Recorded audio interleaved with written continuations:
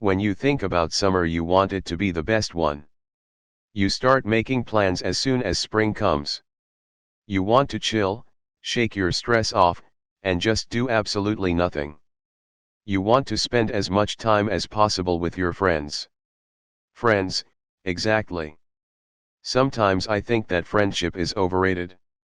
When you ask your best friend, if you're lucky to have one, what she or he would do for you without hesitation.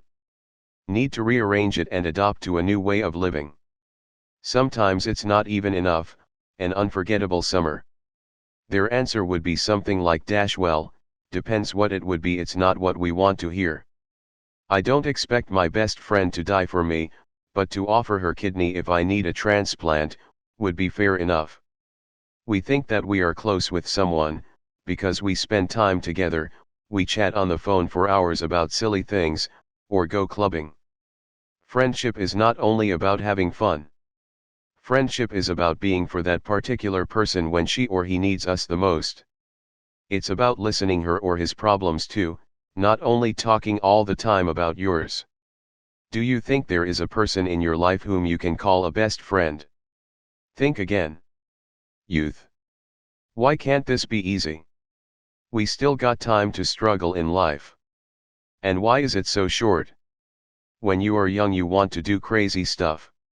If not then, so when? Unfortunately, many times life is unpredictable and decides for us. In many cases because your fate was already planned for you. Even if you try very hard, it may sound a bit cliché, but what is meant to be will always finds its way. That summer wasn't the best one. That summer I grew up. I became a woman. I met the love of my life and I lost my best friend. That summer I cried hard million times.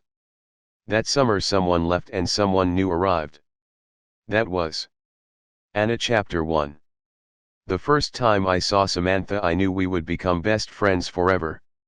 As they say, every brownie needs a blondie by her side, or something like that. Yes, Sam was blondie. Pretty, funny, sweet girl with blonde hair. She was the most beautiful and the nicest girl I had ever met. We clicked instantly and never stayed apart again. It was Monday morning. I just moved to a new place with my parents. We had lived in a small village, but Dad was promoted and we had to move to the city. I didn't relish the moving idea. I was country girl at heart and Preston didn't sound like a countryside. I didn't have a choice. I was only 18. That Monday morning I walked down the corridor of my new school. Alone. Nobody even looked in my direction and I didn't look at anybody either. However, I was in need. I was lost and time was ticking. The lesson was about to start and I was in the middle of nowhere. Then I spotted her. Tall, beautiful, blonde girl. She saw me too. But she didn't say anything. She just passed me by. I was hypnotized with her beauty. For the first time in my whole life I was impressed by a beauty of another woman. I turned round and said, "Excuse me." She was the first person whom I actually accosted. I never was shy to talk to people, but that time I felt a bit tensed. She stopped and turned around. "Are you talking to me?" she asked. Actually, yes. I'm sorry to bother you. Could you help me? If that's okay with you, I replied. To be honest, I had expected to hear completely different response than the one she gave. Of course, I could help you. What's the matter? She asked. I was flattered, because I had thought that she'd rather say, "Do you know whom are you talking to," or "Do you know who am I?" I was glad she had said something else. I need to get to the History of English Literature class by Professor Burnt and I'm completely lost. Could you be so kind and just tell me which direction I should go, please? I looked at the clock and it was 8:03 a.m. The lesson had already started but I was still standing on the corridor asking for direction. And what more, she also was late to her own class because of me. Mr. Bent, she corrected with a smile. She had a beautiful smile. Dash follow me. I am going to the same lesson, but we'd better hurry up. Mr. Bent doesn't like when students are late for his class. Dash oh sorry, I didn't introduce myself, I'm Anna I said on the way to the lesson. Dash I am Samantha. Nice to meet you, Anna she responded, then we entered the classroom. Chapter 2. Mr. Bent was in his 60s. I'd say in his early 60s. Maybe 62. Never knew for sure. He was an old soul though. What I recognized, he loved his job. I had always appreciated that in teachers. I could discern who relished the teaching subject, who didn't. For instance, Miss Gallen, the English language teacher, was a very mean person. I wasn't sure if it was due to the fact that she was single in her 50s with no kids or just because she didn't like her job, or both. Many times I felt sorry for her. Why do people create their own misery? I later discovered why she was so unhappy. Who made her to feel unhappy? Mr. Bent taught with passion. He did. When he talked about prose, poems, essays, or drama you could feel it in his voice. Nobody ever complained that his lessons were a waste of time. He enjoyed when students discussed about literature. He wanted us to have different points of view. He used to say that everyone was a unique individual and we should not have looked in one direction. We all must have had a different literacy taste. Initially I was glad I had met Mr. Bent. I could come to him with any question and he was always ready to listen. I felt like he was more than just my teacher. I felt strong connection with him. A soul connection. Was he my soulmate? Who knows? He might have been. I regretted many times that the relation we once had changed due to life events. One day when I was sitting with Sam on the corridor he approached us and asked. Dash Anna, could I have a word with you, please? I'd like to talk to you about something important. Sam and I glanced at each other then I agreed and followed him to a classroom. I wasn't sure what a problem he had, but after a short period of silence he said. Dash Anna, you are my best student and I will need your help. If you are only ready to help me, of course. I looked at him with my eyes wide open, and asked. Dash is everything okay, Mr. Bent? I thought rather that he had needed my assistance with some classroom project, but not what I heard later. Dash yes, but, look Anna. I have a son. He is your age and he is coming next week to stay with me. I was quite surprised that Mr. Bent could have a son at my age. It meant he was over 40 when his son was born. Nevertheless, it could have been possible. There were many people who decided to have kids at late age. Dash oh, that's great Mr. Bent. Is he coming for long? I responded. Mr. Bent seemed to be anxious about something. Yes, he is coming for long. He will stay with me. His mother has passed away last month. We weren't in touch. I was just sending them money. His mother didn't want me to contact them. It's too complicated, Anna. I shouldn't even involve you in my personal life, you are my student. He approached a windowsill, stood there for a while in silence then turned round and, the bell rang. Dash Mr. Bent, I have to go now, but this is my last lesson, I can come back after it and we can finish our conversation, if you. Dash go and he interrupted. I grabbed my bag and dashed to the class. After it I found out that Mr. Bent had already left. I was worried about him. I could understand that he felt uncomfortable with the fact that his son, whom in fact he had never seen in his whole life, was going to live with him. Thus I decided to pay him a visit at home. He had asked me for help, but I still didn't know what I was supposed to do. We hadn't finished our conversation and I needed to know what had happened in Mr. Bent's life. Why he wasn't allowed to see his own son. My curiosity grew strong. Mr. Bent lived in an apartment, which wasn't very big. Or, maybe just the amount of books he owned made it look smaller than it really was. I knocked the door. Anna. He seemed to be surprised when he saw me at the doorstep. Yes, that's my name, Anna. He smiled. We haven't finished our conversation, Mr. Bent. I'm ready to help you, but you need to let me in and tell me what you are expecting me to do. He smiled again and invited me inside. It wasn't the first time I visited him. But that time the purpose was completely different. It wasn't about books as usually. It was about him and his son. I sat in a big armchair. There were two of them facing one another with a small round table between. Although the day was still bright, the living room in Mr. Bent's house was dark. The window curtains were half opened and created a dull atmosphere. Would you like a cup of tea, Anna? He shouted from the kitchen. Oh yes please. I responded. How is everything at school, Anne? He asked just to kill the silence or just to start talking about something else. You know Mr. Bent, school is good. You're one of my teachers, I responded and added so Mr. Bent, what's your son's name? I decided to shift back to the main issue. Mr. Bent brought our tea and flopped down into the other armchair. Thomas. His name is Thomas, he responded without looking in my direction. Mr. Bent, today at school you've said that you weren't allowed to see him. Do you want to tell me why was that? I asked hesitantly. I was curious, but I was also worried about Mr. Bent. I hadn't seen him like that before. I had to know what was bothering him. Then he looked at me and started. When I met his mother, she was married. I worked then in a primary school and I was teaching English language. I was doing my PhD at the same time and she was doing hers. He took a sip of tea and carried on.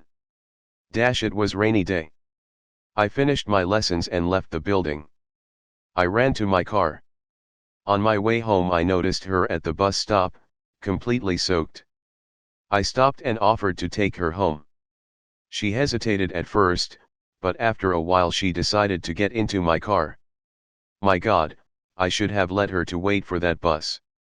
But I didn't want her to get sick, you know, and there was a pause of silence, then he began talking again. Later she told me that her husband had taken the car because he needed to travel to some other town and her own one was in a service. When she got into my car she was shaking. I gave her my pullover, but it didn't help much. We stopped at my place because she lived outside the town and the road was blocked due to the flood. She took a shower. I gave her my clothes and let her own dry. We drank wine to warm up, we were chatting, laughing, like we knew each other for ages, and then, I kissed her. How stupid I was. I kissed her. I knew she was married and I kissed her anyway. You know, Anne, you're big girl. You understand this. Sometimes we can't control it. Yeah, I know that, I added. When I kissed her I felt embarrassed. I stepped aside and started apologizing, but she pulled me back, and kissed me even deeper. Then I let it to be. It was amazing. We kissed and caressed our bodies, we rolled over the floor, the wall, and the bed. It was unusual to me, but it felt great. We did it, then we slept.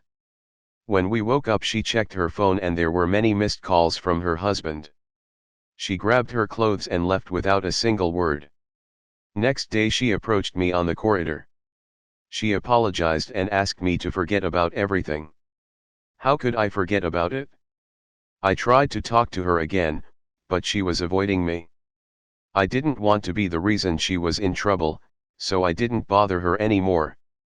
As she wanted, I let it go, but I didn't forget. I was listening to the story with attention and created its image in my small head. Let me guess, did she get pregnant then, when you two, you know? I asked. Yes, she did. She sent me a letter.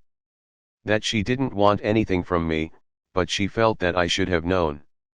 Also wrote that her husband threatened her that if we ever met or I would like to get in touch with my son, he would kill both. of them and arrange as if it was an accident. He was able to do it. She was only sending me pictures of Tom once in a year, usually around Christmas period. I was sending money, even though she didn't need any and never asked. They were rich and I was just a poor teacher, but I wanted my son to know that I cared. He took a deep breath, looked down, closed his eyes, and stayed like that for about a minute. Her name was Natalie. He carried on, the most beautiful woman I have ever seen. Her husband died in a car accident. Coincidence, huh? All his money was sent to his foundation which he had created for his employees. He didn't leave anything for Tom and his mother. They moved in with her sister. When Natalie found out that she had a breast cancer, decided to tell Thomas the whole truth. She passed away last month. He looked up the ceiling, then looked at me. I was out of words. Wow, what a story. So Tom is coming to meet you for the first time, right? Yes, he is. And I am stressed as I have never been in my whole life. I can imagine, Mr. Bent. You thought that you would never meet him and now he is coming. It must be really tough for you. I will help you with anything you need, Mr. Bent, I said. Then, I realized that I had said with anything. Thank you, Anne. You're a good girl. I will ask you, although deep down I know I shouldn't, you know, to show him around. College, town, help him to make friends, the good ones, as you are, you know. Yeah, of course. I will. You don't need to be worried about it. I just don't want him to get under the bad influence of those, you know what I mean, right? Yes, I know. There are plenty of them around. Don't worry, Mr. Bent, he'll be fine. I promise. I promised, but I wished I hadn't. Chapter 3.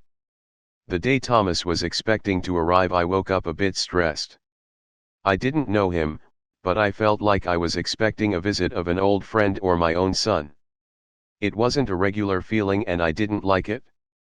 Why, I had promised to take care of him. Was he my younger brother? No, he wasn't, but I took that responsibility to look after him. I walked down the stairs to the kitchen. My dad had left already. My mum was still drinking her coffee and arranging some documents in her bag when I pop out a question.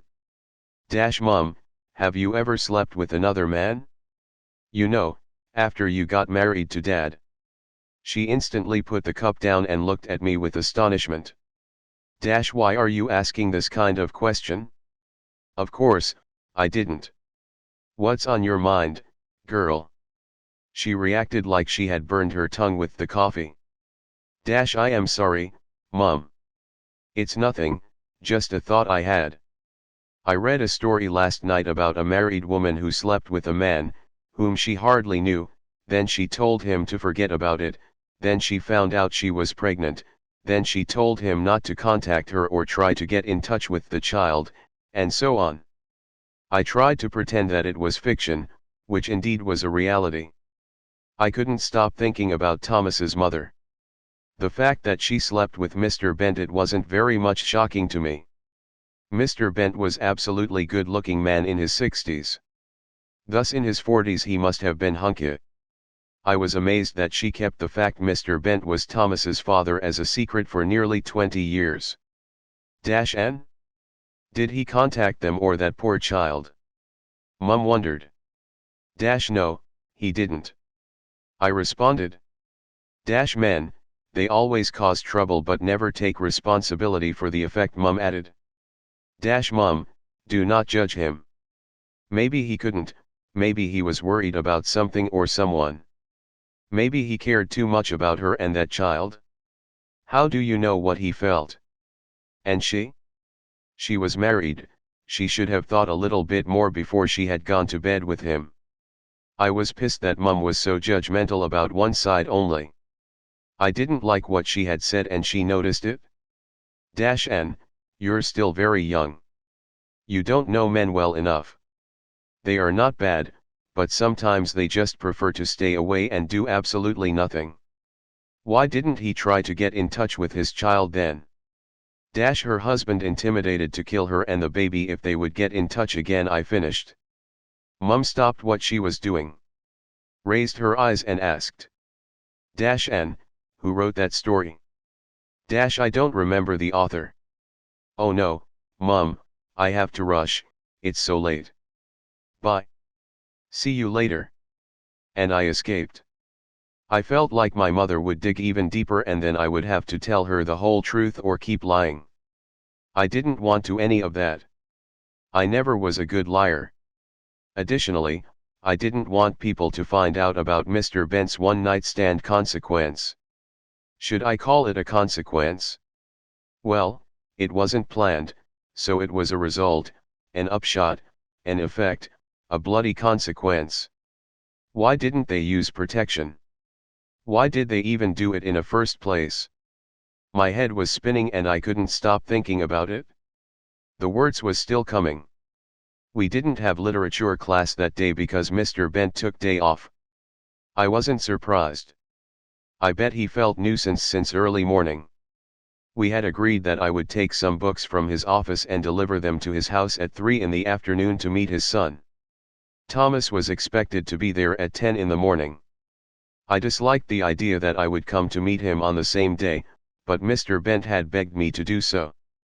I was going to go shopping with Sam after lessons and I had to make something up. And, look at this dress. Sam showed me an online store and the dress she had been talking about for a couple of days. Her dad had won a long-term case and gave her some extra cash. Sam's parents were quite rich. Both lawyers. They had money, but they weren't snobbish, and I respected that. They were very generous and liberal. Yeah, it's nice, I reacted without enthusiasm. You don't like it, do you? She noticed that I was disinterested. Oh, I like it, Sam. The thing is. I can't go shopping with you today. Is what you wanted to say? She interrupted. Look Sam, I would love to and I know I promised, and we are best friends, but I really can't go today. I felt so bad about it. I had promised to go with her. I had promised to visit Mr. Bent too. Oh, why did I always want to be so helpful and make other people happy? Had anyone ever thought about me? What did I feel when they were asking me for a favor, when they burdened me with responsibility? I always was that way. To help everyone around. To make them glad. Samantha was my best friend but Mr. Bent was my soulmate, at least I thought so. He needed me more. The dress could wait. What are you going to do then? If you can't go with me, she asked. And that was the question I didn't want to hear. I thought that I would avoid it. I can't tell you, Sam. I am sorry. Not now, not yet. I just wanted to end that conversation as soon as possible and run away, so Sam would not ask me any more questions, but she couldn't stop. You can't tell me? Not yet? What's going on, Anna? Are you in trouble? Please tell me. Forget about that stupid dress. I don't need it. I will stay with you. You're my best friend and I feel that you need my help. Please tell me, Anne. What's going on? What should I have told her? The same story which I had told my mom. She wouldn't believe it anyway. Sam was a smart girl. I couldn't tell her the whole truth without Mr. Bent's permission, but to just leave her wondering and go, it wasn't what I wanted to do either. Well done, and I thought, what shall you do now? Maybe I should call Mr. Bent and tell him that I am coming with Sam. No, he will not let me. He talked to me about it, only me. He told me his life secret. He trusted me. I cannot do it. Sam, you know I love you. We are like sisters, we talk about everything and I tell you about everything, but with this one, I must deal on my own. I can just say that I am not in trouble. It's not about my family. It's something else. Sam, please, Try to understand it. When I am allowed, you will know what's going on. Please. Can you do it, Sam? I promise, again, that tomorrow we will go shopping and you will buy this beautiful dress. You can call them and ask to keep it for you. I looked at her with my begging eyes and she just nodded. Then said, all right then. I can do that. It must be really top secret if you cannot share it even with me. I keep your word. Tomorrow. Yes, Sam. Tomorrow. Let me go now. I will call you later. Bye. I kissed her and she grabbed my hand. N, please take care of yourself, okay? Okay, I will. I promise. I smiled and walked away. When I reached Mr. Bent's house I felt like my heart was about to jump out of my chest. I knocked the door. I waited about a minute, then the door was opened. It wasn't Mr. Bent. It was him. Tall, 6 feet 3 inches feet, I guessed. Does he play basketball? I thought. Good-looking guy with dark hair and dark eyes. Who's there, Thomas? I heard Mr. Bent shouting from the kitchen. Who are you? He asked with a smile. I am Anna. I brought some books for Mr. Bent, I responded. Oh, okay. It's Anna. He shouted back. Mr. Bent was already behind him. He smiled and winked at me. Oh, Anna. I am glad you came. Please come in. Mr. Bent played his role well. I came into the house.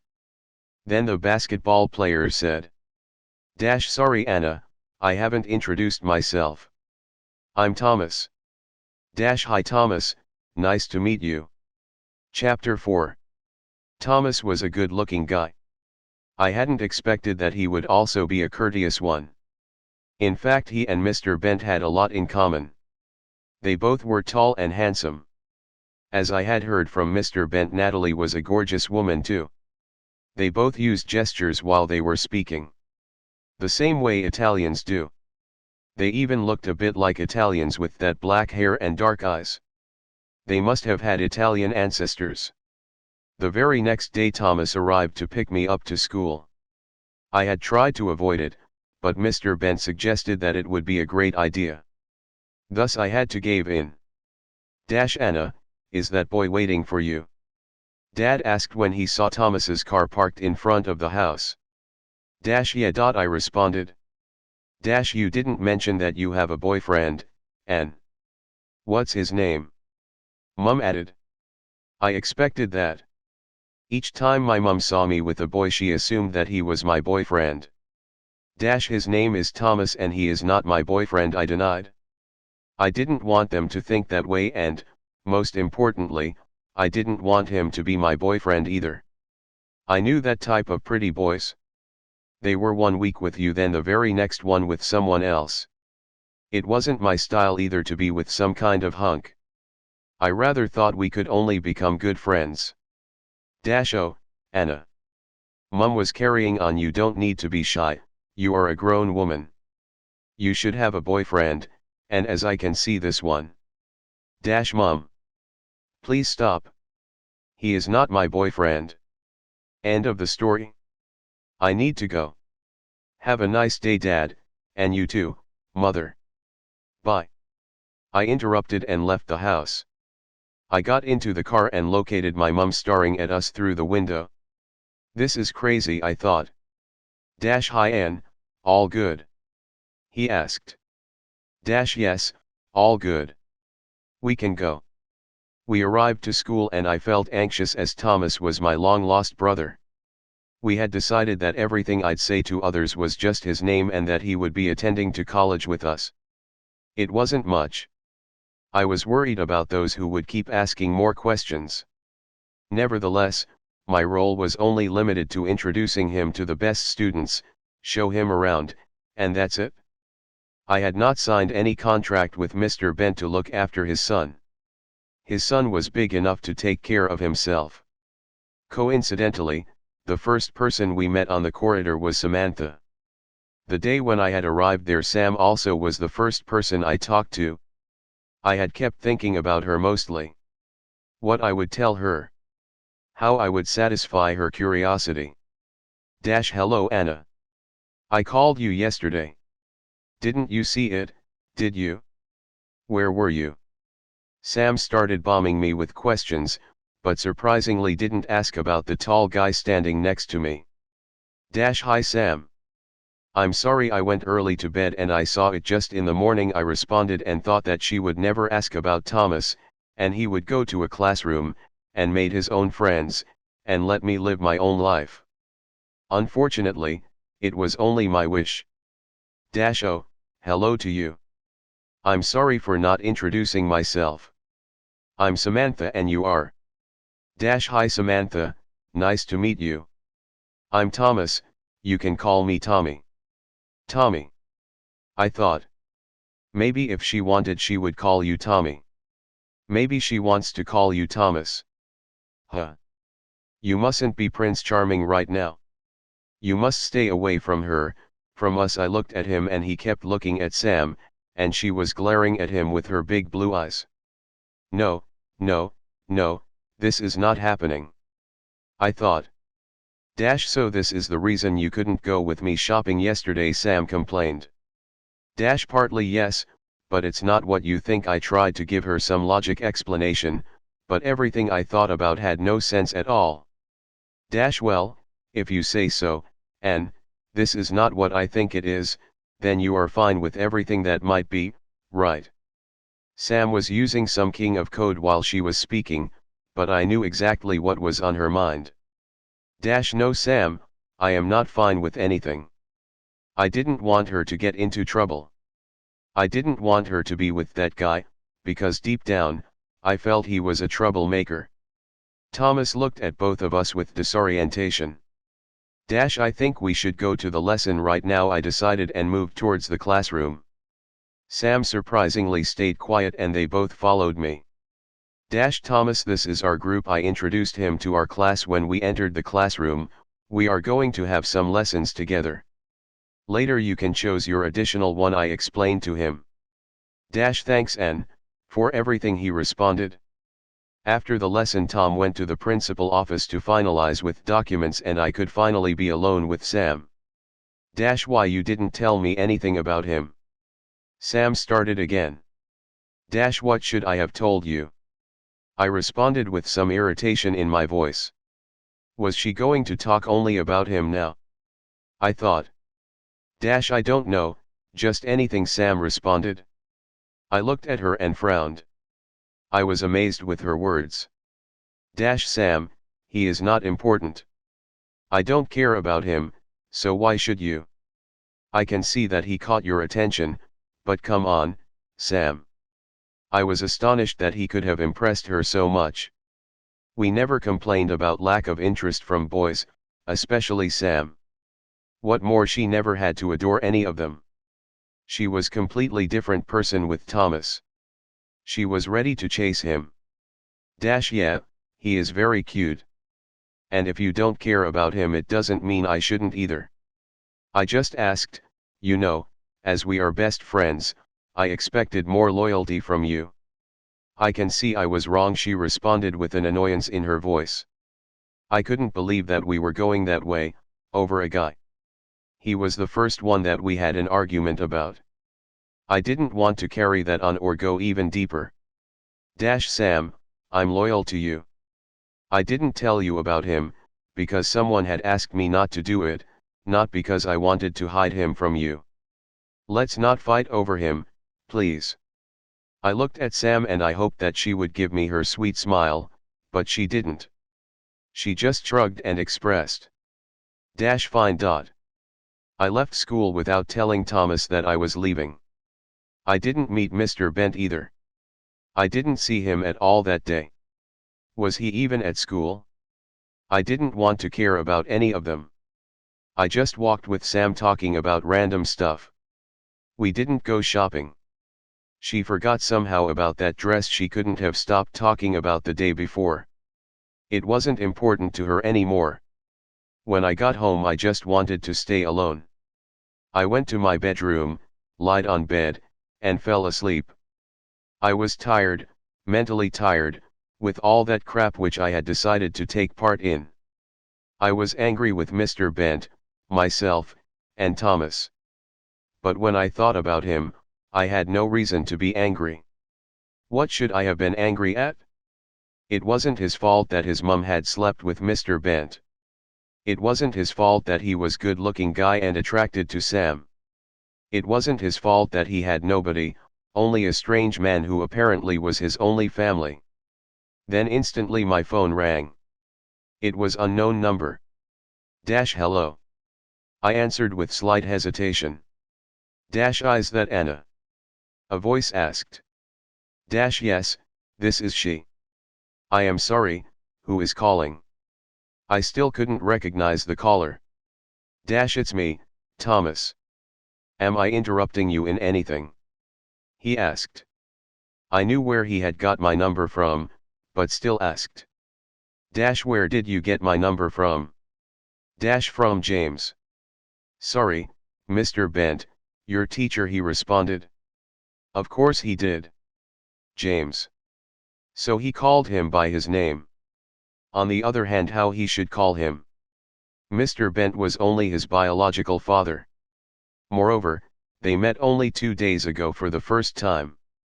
Hope you don't mind, do you? He added. Did I? I would less, if Mr. Bent had asked me before doing it. Nevertheless, sooner or later I would give it to him on my own. I didn't care much anymore. I was already in that whole absurdity. I don't. I just responded briefly, then added so what's up? There must have been a reason he was calling. I just wanted to thank you for taking me to school today and showing around. You just left and I didn't have a chance to do it, he mumbled. He had already thanked me actually. The reason he called was completely different. I might say he wanted to just chat. I started realizing how lonely he could have felt then. His mother had died, his dad, the one who brought him up, hadn't left him a penny, his James was a complete stranger to him, but only person who he could live with. I started feeling sorry for him. It's okay.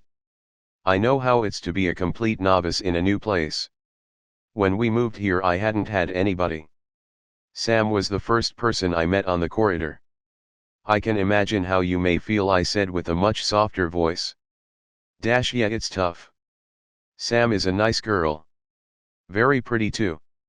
Yes, she is, I confirmed, although I knew why he said so.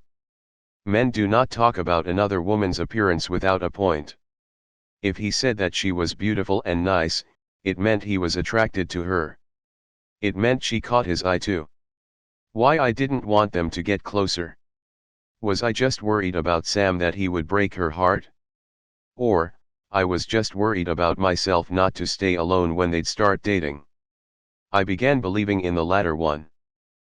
Look, it's pretty late and I still need to sort things out for tomorrow. It was really nice talking to you. I just wanted to finish that conversation before he would start asking me even more about Sam. Okay, Anne, I know. I am just glad I met you. Do you want me to pick you up in the morning? He asked.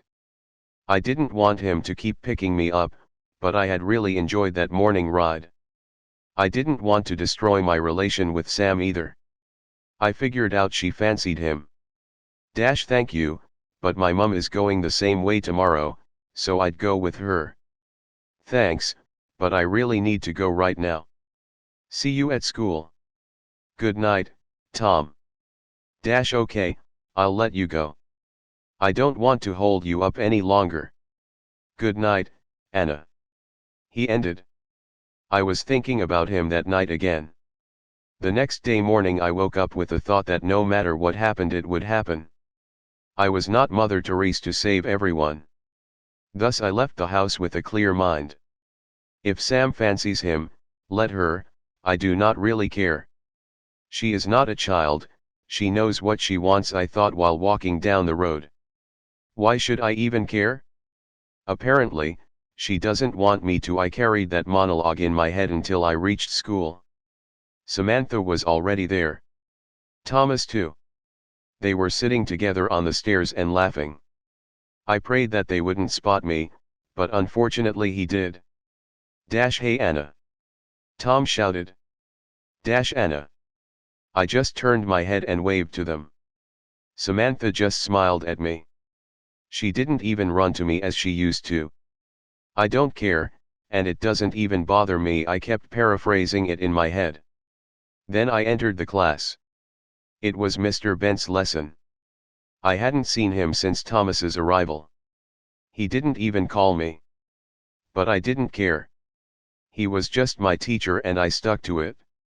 Mission completed. His son was introduced to the best students, me and Samantha. Anna, please wait a minute, Mr. Bent asked after the lesson. Anna, I'd like to thank you for your help, he began. Mr. Bent, I interrupted. I think we should stay on teacher-student terms. I did help you with Thomas, because nobody else would do it, I added. Yes, I know that, Anna, that's why I had asked you, not someone else. You are a good girl, Anna, and I believed that Thomas would find a good friend in you, Mr. Bent carried on. Mr. Bent, we'll see. I think he has already found someone who'd love to be his close friend. I said it, but I felt that I did it due irritability. I regretted it. I never was a sarcastic person. I felt terrible and I just wanted to retreat somewhere that I could be alone. Oh, I see, you mean Samantha, right? Mr. Bent most probably had seen them together on the corridor before the lesson began. Mr. Bent, I'd rather go now. My next lesson is about to start. And please do not ask me about your son anymore. He is here now with you. Talk to him. Don't waste it, I said it and left. For the rest of the day I tried to keep avoiding all of them. I felt overwhelmed with that whole situation. What was the most ridiculous? They all seemed to be very fine. Resting unaccompanied on the lawn, I was thinking how people can drastically change in a blink of an eye. Anna, why are you sitting here alone? I heard from above. It was Sam. I wanted to be on my own. Where is your new boy? I used that harsh tone again. I was becoming slightly sarcastic. Sam sat on the ground and asked. Why are you saying this, Anna? Why have you been acting up? I thought for a while that she was right. I had decided not to care about them, but still was acting as it bothered me. I felt that I couldn't even understand myself anymore. Sorry Sam, I think you are right. I shouldn't be so mean. I finally agreed that I behaved silly. You told me that you didn't care about him. Do you care, Anne? Like you know? She asked. Of course I knew what she was asking about. I didn't care, at least, I knew then that I did not the same way as she did. No Sam, I do not. I mean, he is fine and seems to be nice. But he's not even my type. Did I have a type? I had never cared about the appearance, more I cared what a boy had inside his head and if he was a good person, not if he was tall and handsome. So why have you been reacting like you are jealous or something? She kept asking. And why are you keep torturing me? I thought. Look Sam, I am not jealous of anybody. Maybe I've acted a bit odd, but I have just been tired a bit, mentally tired. I am totally fine with the fact that you like him or want to even date him, or just hung out with him. Please, do not ask me any more questions about it. Please. I hoped she understood what I meant and would let it go, and we could finally talk about mindless things. Yes, I like him, and I think he likes me too, you know. I am glad that you're okay with this. I promise that our friendship will never change because of him. She happily added. Then hugged me tight. In spite of everything, I still felt that I cared. Chapter 5. Jane. Wait, Jane. What do you want from me, James? You had enough time to tell me about your son. Don't you think so? How old is he? 19, right? Go the hell, James. No, Jane. Please, you need to just listen to me. I don't have time to listen to you anymore, James. Just leave me alone, for good. I was walking down the corridor when I overheard that conversation. It was rather a row. It seemed to be slightly strange one. They were fighting over Mr. Bent's son. I couldn't understand why Miss Gallen was angry with him for not telling her about Thomas. 1 second I thought, no, it can be this. Do they have a romance? Are they or were they a couple? Oh, shit. I just tried to walk faster to avoid being noticed. Oh, hello Anna. Miss Gallen retreated from the classroom. She didn't stop. She just greeted me and vanished. Jane. Let me exp. Oh, Anna. You're here. Yes, unfortunately I was there. I was always at the wrong place on the wrong time. Mr. Bent wanted to pursue her but I stood on his way. Hello, Mr. Bent. I was just walking down the corridor to the library. I didn't want to even talk about what I had heard or saw. I just wanted to be a ghost at that moment. Oh, okay. Is everything well? He asked. With me was everything fine, but there was something wrong with both of them. I should have rather asked him that question. Yes, all is fine, indeed. Thank you for asking, I responded. I was about to ask him if he was well, but I bite my tongue. I had said teacher-student terms. The problem they had was none of my business. It was just my curiosity. I'd better go now, I added. Anna, how is Tom doing at school? He asked rapidly. You can ask him, Mr. Bent, I responded and walked away. However, I kept thinking about both of them, Miss Gallen and Mr. Bent. Mum, you know Miss Jane Gallen, right? When I reached home my mum was there. For the last couple of days she was working from home. The owner had sold the building without given notice and the whole company had to be transmitted to home office for a while until they would find something suitable. Mum met Miss Gallen once at yoga class. One of her close friends was also a friend of Miss Gallen's. Therefore I had expected that Mum might have known something. Yes, I know Jane. Why? Is she okay? Mum asked. Physically, I think she is fine, but mentally I am not sure, I answered, but with that response Mum looked at me confusedly. Oh my God. Has she gone mad? I don't know her well enough, but I heard that she was always a bit different and standoffish. Poor Jane. Mum added. Mum, she hasn't gone mad. Yeah, she is a bit odd and bizarre at times, but she has not lost her mind. Yet. I hope so. So what's wrong with her, Anne? Just tell me. Mum was getting worried. Today, while I was walking down the hall, she and Mr. Bent had small disagreement and she dashed away from the classroom. Then, Mr. Bent wanted to pursue her, but he noticed me and ceased. I wanted to present the whole incident briefly. Mum thought for a while. Like she had some flashback in her head or like she was hypnotized. Mum. Did you hear what they were quarreling about? She asked. Over Mr. Bent's son. When I had said it I took a deep breath. Damn, Anna. I thought. Does Mr. Bent have a son? Mum opened her eyes widely, put aside her work, and kept asking how old is he? Who is his mother? Does he live with her? Mum was bombarding me with her questions. Mum. Stop. Yes, I shouldn't have told you, because I don't know how Mr. Bent wants to deal with it. Please, just leave it like that. Okay, Mum, please. That was pretty challenging for my mum not to know any details. She always wanted to know everything and always wanted to be the first to know.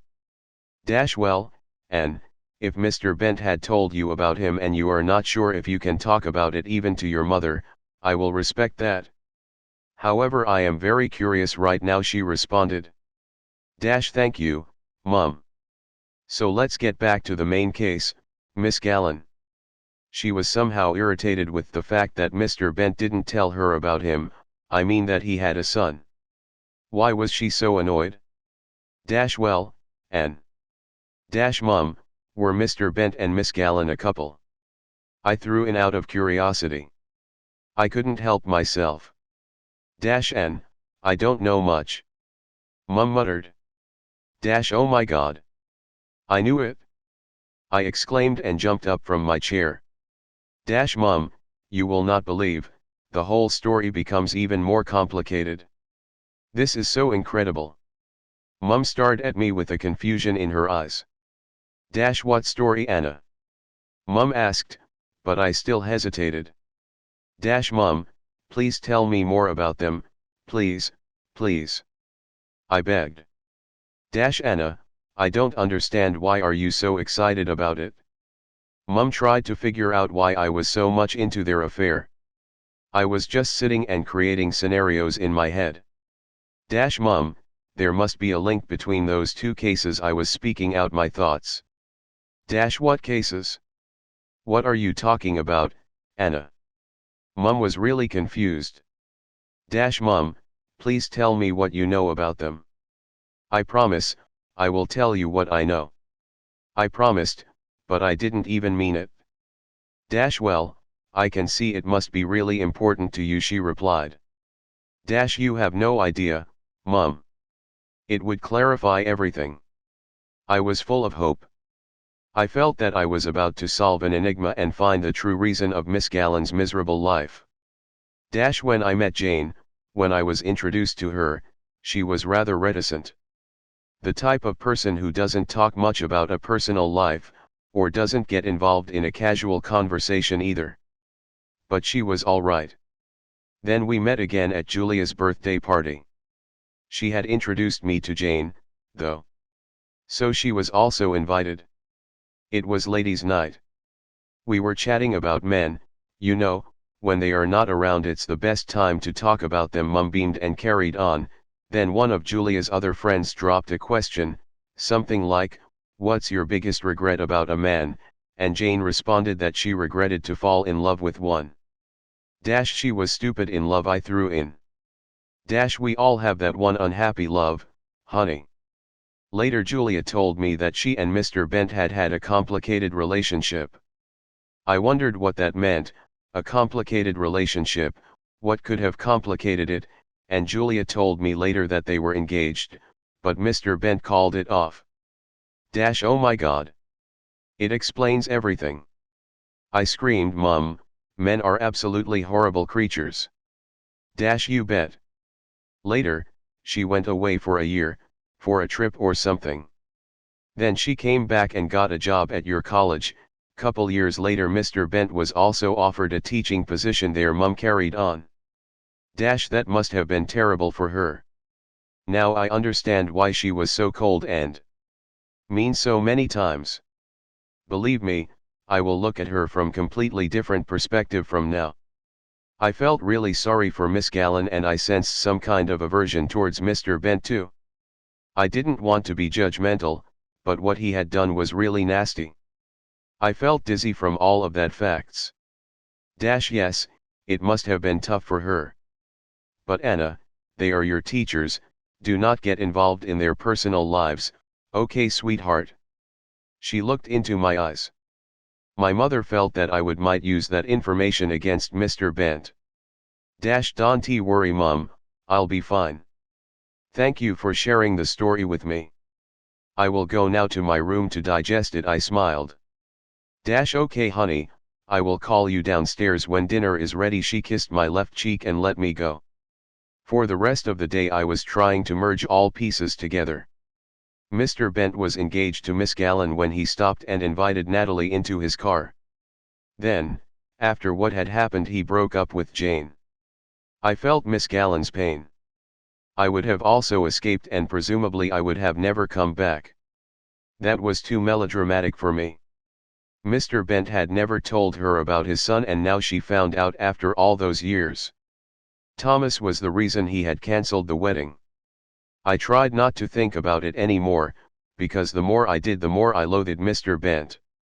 I hardly slept that night. Chapter 6. The school year passed really fast and summer holiday was just round the corner. Only one more day left. N, are you excited about our camp? All planned? Sam asked me on the very last day of school. We had planned a camping by the lake. They needed it more than I did. I wasn't very excited and I didn't want to go either. Not really, I responded. Oh Anna, don't be boring. It will be fun. Sam embraced me with one arm, pulled closer, looked into my eyes and added, I won't go without you. She could go without me, she had her boyfriend. What she needed me there for? Fortunately, 2 other guys were going with us too. Adam and Mike. I was hanging out with Adam when Sam was with Tom and she didn't have time for me. Mike was our classmate, Adam's best friend. I somehow trusted them more than Sam. Since she became Thomas's girlfriend, she didn't have much time for me, for us. For our friendship. They were most of the time together. Sometimes she could find time to call me in the evening to tell me what they were doing, where they went, what they were watching, what Thomas cooked, and on and on. She never asked how I was. She wasn't the same Sam I knew. Yeah, you won't. I thought. Adam and Mike came in the morning to pick me up. We were going to meet Thomas and Sam halfway. Anna. Adam is here, hurry up. My dad called. He knew Adam. They met few times when we were going out. He thought that we were together. I didn't want to explain it to him and I let it to be that way. Adam knew about it and didn't care either. Yeah, I am coming, Dad. I shouted back. We met Thomas and Sam at the camping place. They didn't have time to wait for us. The weather was going to be great and I had made a decision to forget about all drama I had went through the whole last year. I didn't want to think any more about Mr. Bent and Miss Gallen. I had also decided that I wouldn't let Sam and Thomas drag me into their relationship. It was time for me to chill. Hey you two. When we arrived at the place, Adam greeted Thomas and Sam, what time did you wake up? Much earlier than all of you, Thomas responded with a smile. We unpacked our stuff and built a camp in a minute. The area was idyllic. The lake was located in a middle of green desert, surrounded by forest. One thing you heard, it was the sound of silence. The surface of the lake was shining like a silver plate due to the sun reflection. It was beautiful and creepy at the same time. The nearest village was 10 kilometers away. Somehow I felt uncomfortable about it. What if one of us will need a medical help? I thought, don't freak out Anna, it's only one weekend. I tried to comfort myself. Anna. Sam noticed that I was a bit too quiet. Is everything all right? Yes, it is. Why? I responded. You haven't said a word since you guys arrived, she added. What does she want now? What should I have said again? Talk like an idiot about nothing? Gosh Sam. I thought. I am fine, Sam. What do you want me to talk about? I have said that the place is beautiful. Is not enough. I assumed she noticed irritation in my voice, but I didn't care. It had been a while since we lost our deep connection. We weren't any more best friends. More like a schoolmates. I believed she also felt that way, but for her was different. She replaced me with Thomas. Yeah, it's fine. I'm glad you are here, she answered. While boys are gone fishing, we may use that time to talk about us, she added. Really Sam? You glad that I am here because you want to talk? I thought again, I am here because I want to just relax a bit, not to stress over again or to listen same stories about you and your boyfriend. I didn't want to hear how great Thomas was on his last game, how fantastically Thomas passed his driving test, how great Thomas cooked, made love, and on and on. Every time she called me she talked only about him. Was there anything else I didn't know? Sam. I started, do you think is this a best time and place? We can meet up when we back and talk. Anna, I miss you. I miss our chit-chats. Our stupid jokes, laughter, everything. Don't you miss us, do you? She carried on without giving a damn if I wanted to hear it or wanted to talk about it. Sam, I miss you too, but can't you see that you are the one who pulled away? I am not saying that you shouldn't have a boyfriend, but you has limited everything just to be with him. When was the last time you did a thing that you only wanted, not what he did? I asked. I didn't want to go through that conversation, but I felt that Sam really needed it. It's not that I don't do things I like, it's just we have a lot in common, she responded, but I noticed that her voice was shaking. Like what, Sam? Watching movies or basketball games? Since when are you a basketball fan? I knew that something was going on, so I continued. Was this camping his idea too? To hang out with boys? No, I wanted it also. It was actually mine. I wanted to leave the house and to get away from the town. Sam seemed to be very miserable. It was long time since we last had heart-to-heart conversation. She needed it and I felt that something bad was going on. We had to break it off because we noticed guys were coming back. I definitely wanted to talk to her again. Don't worry, Sam. We'll find some you and me time later. I ensured that Sam knew I was there for her. She really needed to talk. She didn't say anything, but nodded. I felt that relationship wasn't good for her anymore. The plan to use the weekend to just relax collapsed utterly. Chapter 7. I had never seen before so many shining stars on the sky at the same time as I saw that summer night. It was not only bright, but also very warm one. We built a bonfire close to the lake. Sitting around it and drinking beer with all of them was one of those nights that I would never forget. Especially after what happened later. We were young, wild and free. With an emphasis on wild in some cases. All we wanted was to live for a moment. I wasn't even thinking about Sam that night much. She looked more content. We all seemed to be very happy. Hey guys, any more beer? Mike dropped a question. I thought that we had drank everything we had, but to my surprise we hadn't. Mike was the party animal type.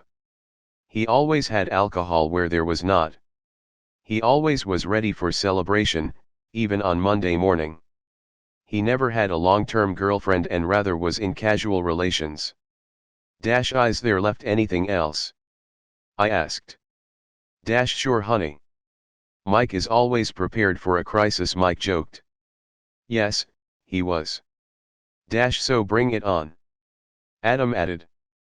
Although I wasn't sure if that was a good idea, I didn't want to ruin the night. We had a good time and I didn't want to be an Auntie Anna, who looked after everyone. Then, suddenly one of them dropped the most stupid idea ever. Hey, let's go swimming naked. Hell yeah. Tom responded. No. You mustn't do it. I stood up and shouted. I knew I had to stop it. They were drunk. It was late night and they didn't know the lake well. Anna, relax. We'll be fine, Sam reacted. I was absolutely amazed with her words. What else I could have expected? Her boyfriend relished the plan, so why she should have a different opinion? Oh, Sam, I thought, what has he done to you?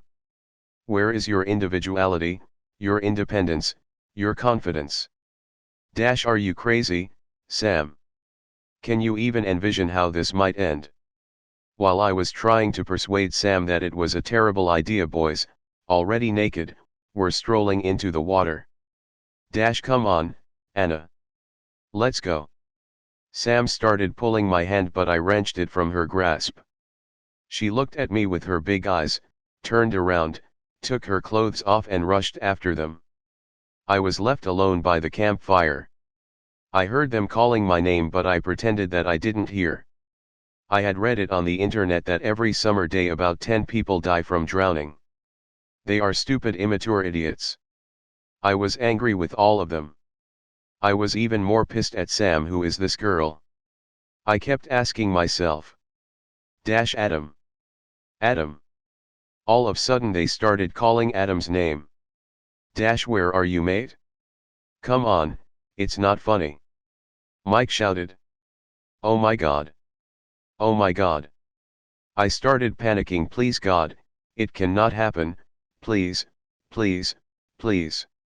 I begged God not to let Adam drown and instantly ran down to the lake. What's going on? Where is he? I began screaming Adam. Adam. Adam. I shouted as loud as I could. I felt like my vocal cords were about to break. Thomas and Mike were swimming and diving in the lake to find him. Sam was sitting on the ground shaking. I took my jumper off and covered her naked body. We shouldn't have done it. You were right, Anna. We shouldn't have. Sam was repeating over and over the same phrase. Shut up, Sam. I said sharply. She didn't say anything anymore. Now, I was right. I thought. Few seconds later Tom yelled. Those few seconds lasted whole eternity. We got him. I felt like my heart was about to jump out of my chest. Sam jumped up like something had bitten her arse. Is he alive? She screamed. Of course he is, I responded to her ridiculous question. He must have been alive. I didn't want to accept any other information. Thomas and Mike pulled Adam on the shore. He lost consciousness but he was alive. Check his pulse, I suggested. I can feel it, Thomas responded and started CPR procedure. 30 compressions and 2 breaths. Although I knew the network was completely unavailable in the middle of nowhere, I switched my phone on and tried to call for an ambulance. What are you doing, Anna? Mike asked while grabbing it from my hand. You mustn't call for any help, he added. Give me my bloody phone back. I yelled. He needs help. He needs to be taken to hospital. He has lost his consciousness, can't you see? I screamed at Mike. While Thomas was carrying on with CPR, Mike retreated with my phone towards our camping place. I dashed after him yelling. Mike. Give me my phone back. Anna, don't you understand? You must not call for an ambulance. We were drinking, Adam was drinking. We're all screwed. When I finally reached him, Mike tried to persuade me that calling for an ambulance was a very bad idea. You re-saying this now? To call for help is a bad idea, but swimming naked, drunk naked, at night in an unknown lake was a perfect one. What if he had drowned, Mr. Smart Alec? I was so angry that I would rather scream out loud. But he didn't. Mike replied, he'll be fine. Thomas will help him, we all will. Otherwise, Anna, he might be in a big trouble. We all might be. I sighed heavily. He saw fire in my eyes. I thought also that it could take ages until the ambulance would arrive. Give me my phone, I stuck my hand out. I won't call. All right. Thank you, Anna, he responded and handed it to me. He is back. Adam is back. Sam screamed. We both immediately rushed back to the lake. I threw myself on Adam's body and kissed him. Thank God you are alive, I looked into his eyes. Thank you, Thomas, I raised my eyes up at Thomas. He just nodded. I read from his lips, you're welcome. The fact that all of them were still naked was totally ignored. Chapter 8. When I woke up, Mike was already packing his and Adam's stuff. It was 6 a.m. Good morning, Anna. I was going to wake you up, he greeted me as soon as he saw me. We are leaving. Adam is not feeling well, he added. Good morning, Mike, I responded and asked, is he up? No, he has managed to fall asleep finally. We both were up until morning. I didn't want to sleep. I wanted to keep my eyes on him. It's my fault. Everything, it's just my fault. You know that, right? He carried on. I spotted tears in his eyes. He was shattered by the whole situation. He acted as a completely different person. As a sober one. I wasn't angry with him anymore. Anger would not help there either. Mike, it's not your fault. Okay. If they hadn't wanted to do it, they wouldn't have done it. We just need to take Adam as soon as possible to the nearest hospital. I wanted to cheer him up a bit, but it didn't help much.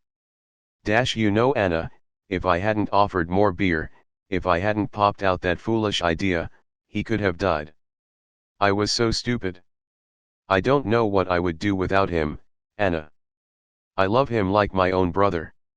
He burned his face in a towel and began crying. I just embraced him like a mother, or just like a good friend. I felt sorry for him. I knew he wasn't innocent, but I sensed his remorse. But he is alive. I whispered the same words Mike had told me a few hours ago. They were friends ever since I had known them. Their parents used to hang out together, so Adam and Mike grew up side by side. They would spend every summer with each other, even some Christmas when their both families took ski trips. They always were like siblings. I could just imagine how Mike must have felt then. If the whole event had ended tragically, he would have lived for the rest of his life with a guilty conscience. I'd better keep packing. Are you coming with us? He asked while wiping his face. Yes, of course. I will start packing my things too, I added. Surprisingly, Thomas and Sam were peacefully sleeping, or they were just pretending. They might have overheard our conversation and they preferred not to get involved. Thomas did already something incredible. He had saved Adam's life. I didn't feel like to talk to Sam either. Thus I didn't wake them up to tell them that we were leaving. We left some food, water, matches, petrol and a short note for them. Dear lovebirds. We didn't want to wake you up. Adam wasn't feeling well and we decided to take him to hospital. We have left some stuff for you. Enjoy your time together. Anna. Adam was sleeping on the back seat and I was sitting on the passenger seat next to Mike. We were arguing the whole way to the hospital about conditions in which Adam had lost his consciousness, in what circumstances, if he was drinking or not, and so on. Anna, we talked about it last night, Mike pointed out. We cannot say that we were swimming drunk naked at night in a lake. All right, so what shall we say then? What are you suggesting, Mike? I am listening. He began being annoyed with his ideas. We might get fined or be even jailed for all of that, Mike said. I didn't know about it. I knew that it can happen when you drive under influence of drugs or alcohol, but for swimming, I had never heard. Are you sure about it? I asked surprisingly. I am sure. It might even end up with 1 year in a jail. Mike looked at me. You understand now, Anne? I turned around. Adam was still sleeping. I couldn't imagine that one stupid decision would ruin his whole life. What shall we say then? I looked back at Mike and asked. We need to figure out, Mike responded. At the same moment Adam vomited. It wasn't getting any better. Mike pressed the gas pedal harder. Hold on buddy, hold on. We almost there, he reassured Adam. We drove like 10 more minutes when hospital erected in front of us. Oh, thank God. I sighed with relief. Mike parked in front of the building. We both jumped out of the car and opened the back door. Mike held Adam's head and I ran into the building screaming. Help. We need help. 2 nurses approached me instantly asking what happened. I pointed out towards the front door. Mike was already there with one of paramedics. 2 others rushed with a stretcher. They placed Adam on it and entered the building hurriedly. I just glanced at Adam for the last time. His face was as white as snow. Then they vanished at the end of the corridor. I didn't even notice when Mike joined me. Tell me he'll be fine, he whispered. He'll be fine. Chapter 9. We were sitting in silence for about an hour when finally one of doctors emerged at the end of the corridor. We rushed towards him straight away. How is Adam, doctor? How is he? Is he okay? We both demanded a piece of information. We were throwing questions at him. We wanted to hear only good news. Please, calm down. I will answer your questions if you let me talk, all right. The doctor responded. We agreed to that. I was worried about Adam as much as Mike was. Yes. We're sorry, doctor. Can we get some information, please? How is he? Mike apologized. We have conducted X-ray and EEG. There was still water in his lungs, which caused a small injury. Fortunately, EEG hasn't diagnosed any brain damage, the doctor said. I felt like heavy burden has dropped from my shoulder when he had said that there was no brain damage. They could heal his lungs a bit, but brain is incurable. If you damage it once, simply, there is no gold cure for it. Thank you, doctor. Thank you, I added. Can we see him? Mike asked. Not today. He's going to sleep for the rest of the day, the doctor replied. At the same time, one of nurses approached him and said, Excuse me, Dr. Hills, Mr. Patrick's blood test result is ready. The nurse handed a file to the doctor. While he was screening the test outcome, I shifted closer to Mike and asked, Did you say anything about swimming to any of the paramedics? Yeah. Mike whispered. Great. I thought. I knew it was the moment when the whole truth would need to be revealed. I created in my head a couple of plots. The first one was that we were swimming on a boat and Adam lost his balance, and fell into the lake. The second one was about that Adam was just swimming and felt dizzy. The third one that boys dropped him into the lake and he.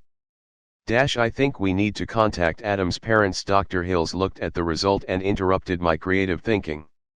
Mike and I glanced at each other. We knew why he wanted to talk to his parents. The X-ray didn't expose alcohol in Adam's system. They could have only found it through the blood test. The bloody blood test. Is everything okay with Adam's test result, Dr. Hills? Mike tried to play stupid. Dr. Hills raised his eyes up and stared at both of us like we were two pieces of art in National Gallery. First of all, we need to collect his personal data. Then, we need to call his parents. The doctor didn't reveal what was the test outcome. I realized that there was something wrong. Although he was already 19 years old, his parents had to be informed. We moved to the nurse's desk. We were given a personal data file. Please, one of you need to complete it, one of the nurses said. I took a pen without asking Mike if he would like to do it. I wrote Adam's first and second name, age, home address, the phone number to his parents, which I had to get from Mike, and signed it. I took the responsibility for bringing him to hospital. I didn't want Mike to feel guilty of anything of that anymore. Here you go, I passed it to the nurse. Can I leave you also my phone number, just in case? I asked hesitantly. Are you a member of the family? The nurse asked. Kind of, I thought. The family, it's not necessary about blood or DNA. I was close friend of Adam's and I worried about him as his sister could, if he had one. Mike and Adam were inseparable since they were kids and they couldn't be perceived as a family either. Nevertheless, the strong bond they had, for government and its senseless rules, they were strangers. The father who beat his child out had bigger rights than a stranger whose company that child enjoyed more. Politics was always Greek to me and therefore I sunk into literature. No, I am not, I answered. She wanted to say, not yet, but very soon Mike put his oar in. When he said that, I instantly gave him a strong kick on his shin. He just grimaced and read my lips, "I will kill you." Then gave me his cheeky smile and a blink of an eye.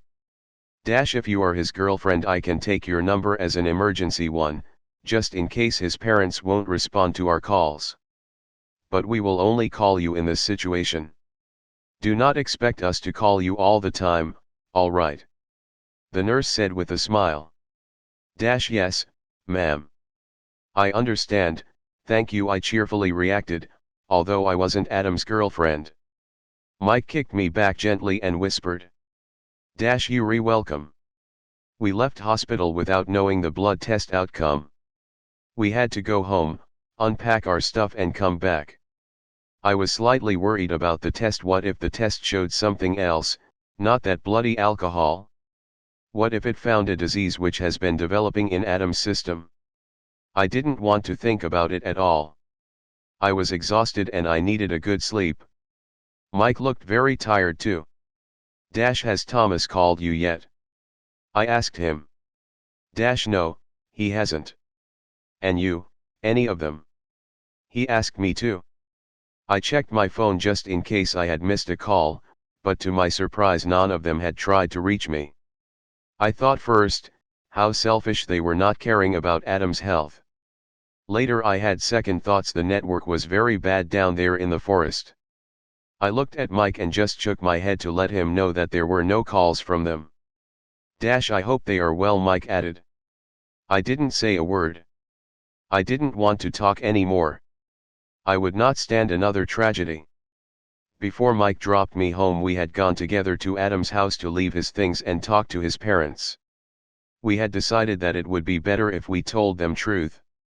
The truth, which had already came out due to the blood test.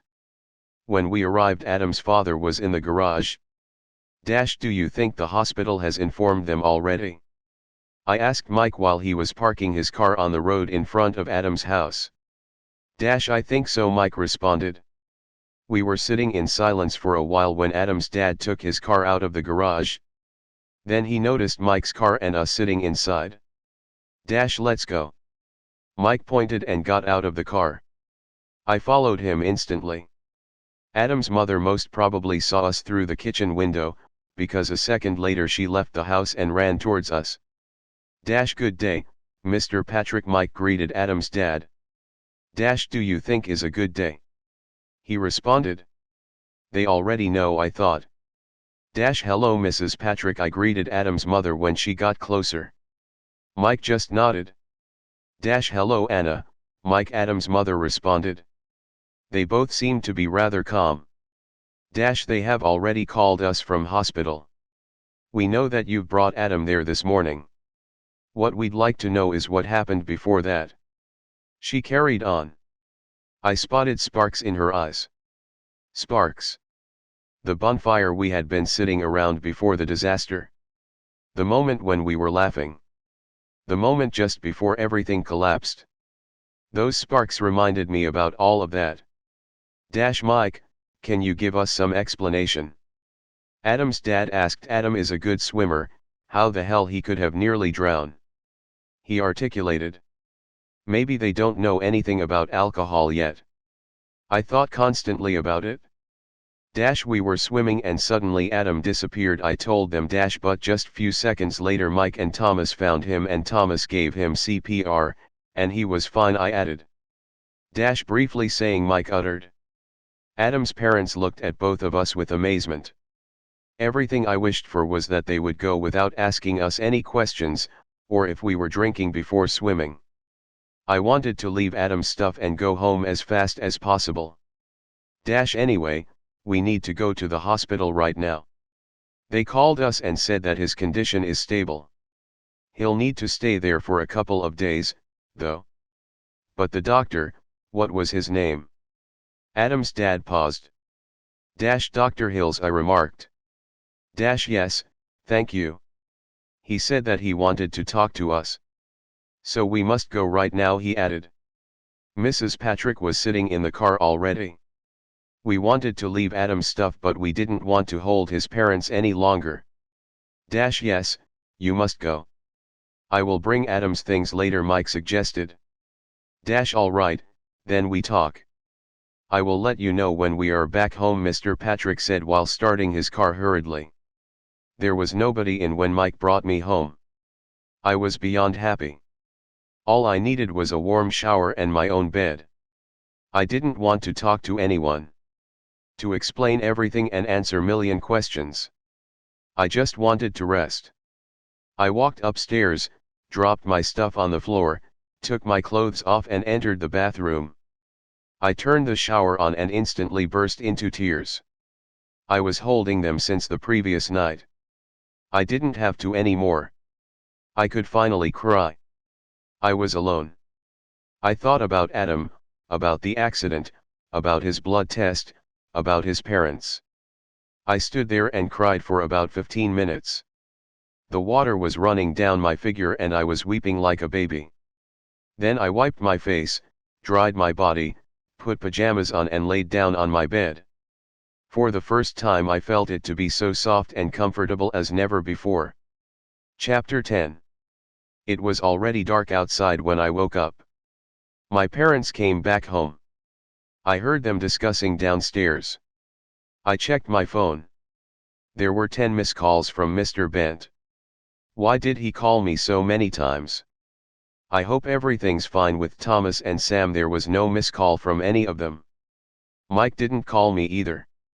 I didn't want to talk Mr. Bent, but if he had called me 10 times he must have been worried about Tom. I dialed his number. Hello Anna, thank you for calling back. I have been trying to reach you since 3 o'clock.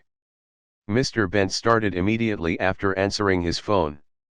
Hello Mr. Bent, I'm sorry I was sleeping, I responded. Are you home, Anna? He asked. Yes, Mr. Bent. I've come back a bit earlier than I planned, I said and added Thomas and Sam decided to stay by the lake a day longer. Oh, I understand now. I tried to contact Thomas since morning but his phone is off. I've left him a message but he didn't call me back. I have been worried a little bit. Is everything okay, Anna? Did you guys have a fight or something that you decided be back home earlier? Mr. Bent was wondering. There was a short pause of silence. I didn't want to tell him about the accident and talk to him about his son. I didn't feel like to talk to him at all. Anna, are you still there? He asked. Yes, Mr. Bent, I am here. Everything's fine. I came home earlier, because I didn't feel well. Thomas most probably couldn't call you back, because his phone died, or just the network. There is terrible network down there, I can tell you. I believe he'll be home in the morning. Trust me, Mr. Bent, I tried to comfort him a bit. I wanted to kill both of them, Sam and Tom. They were supposed to be back that night, or find a way to make a bloody call. While I was still on the phone my mum knocked the door. Anna, are you there? I heard her voice calling me from the other side of the door. Yes, Mum. I am home. Mum, please give me 1 second, I'm on the phone right now. I'll come down in a bit, okay? I shouted back. Okay, honey, she responded and walked down the stairs. Mr. Bent, I have to go.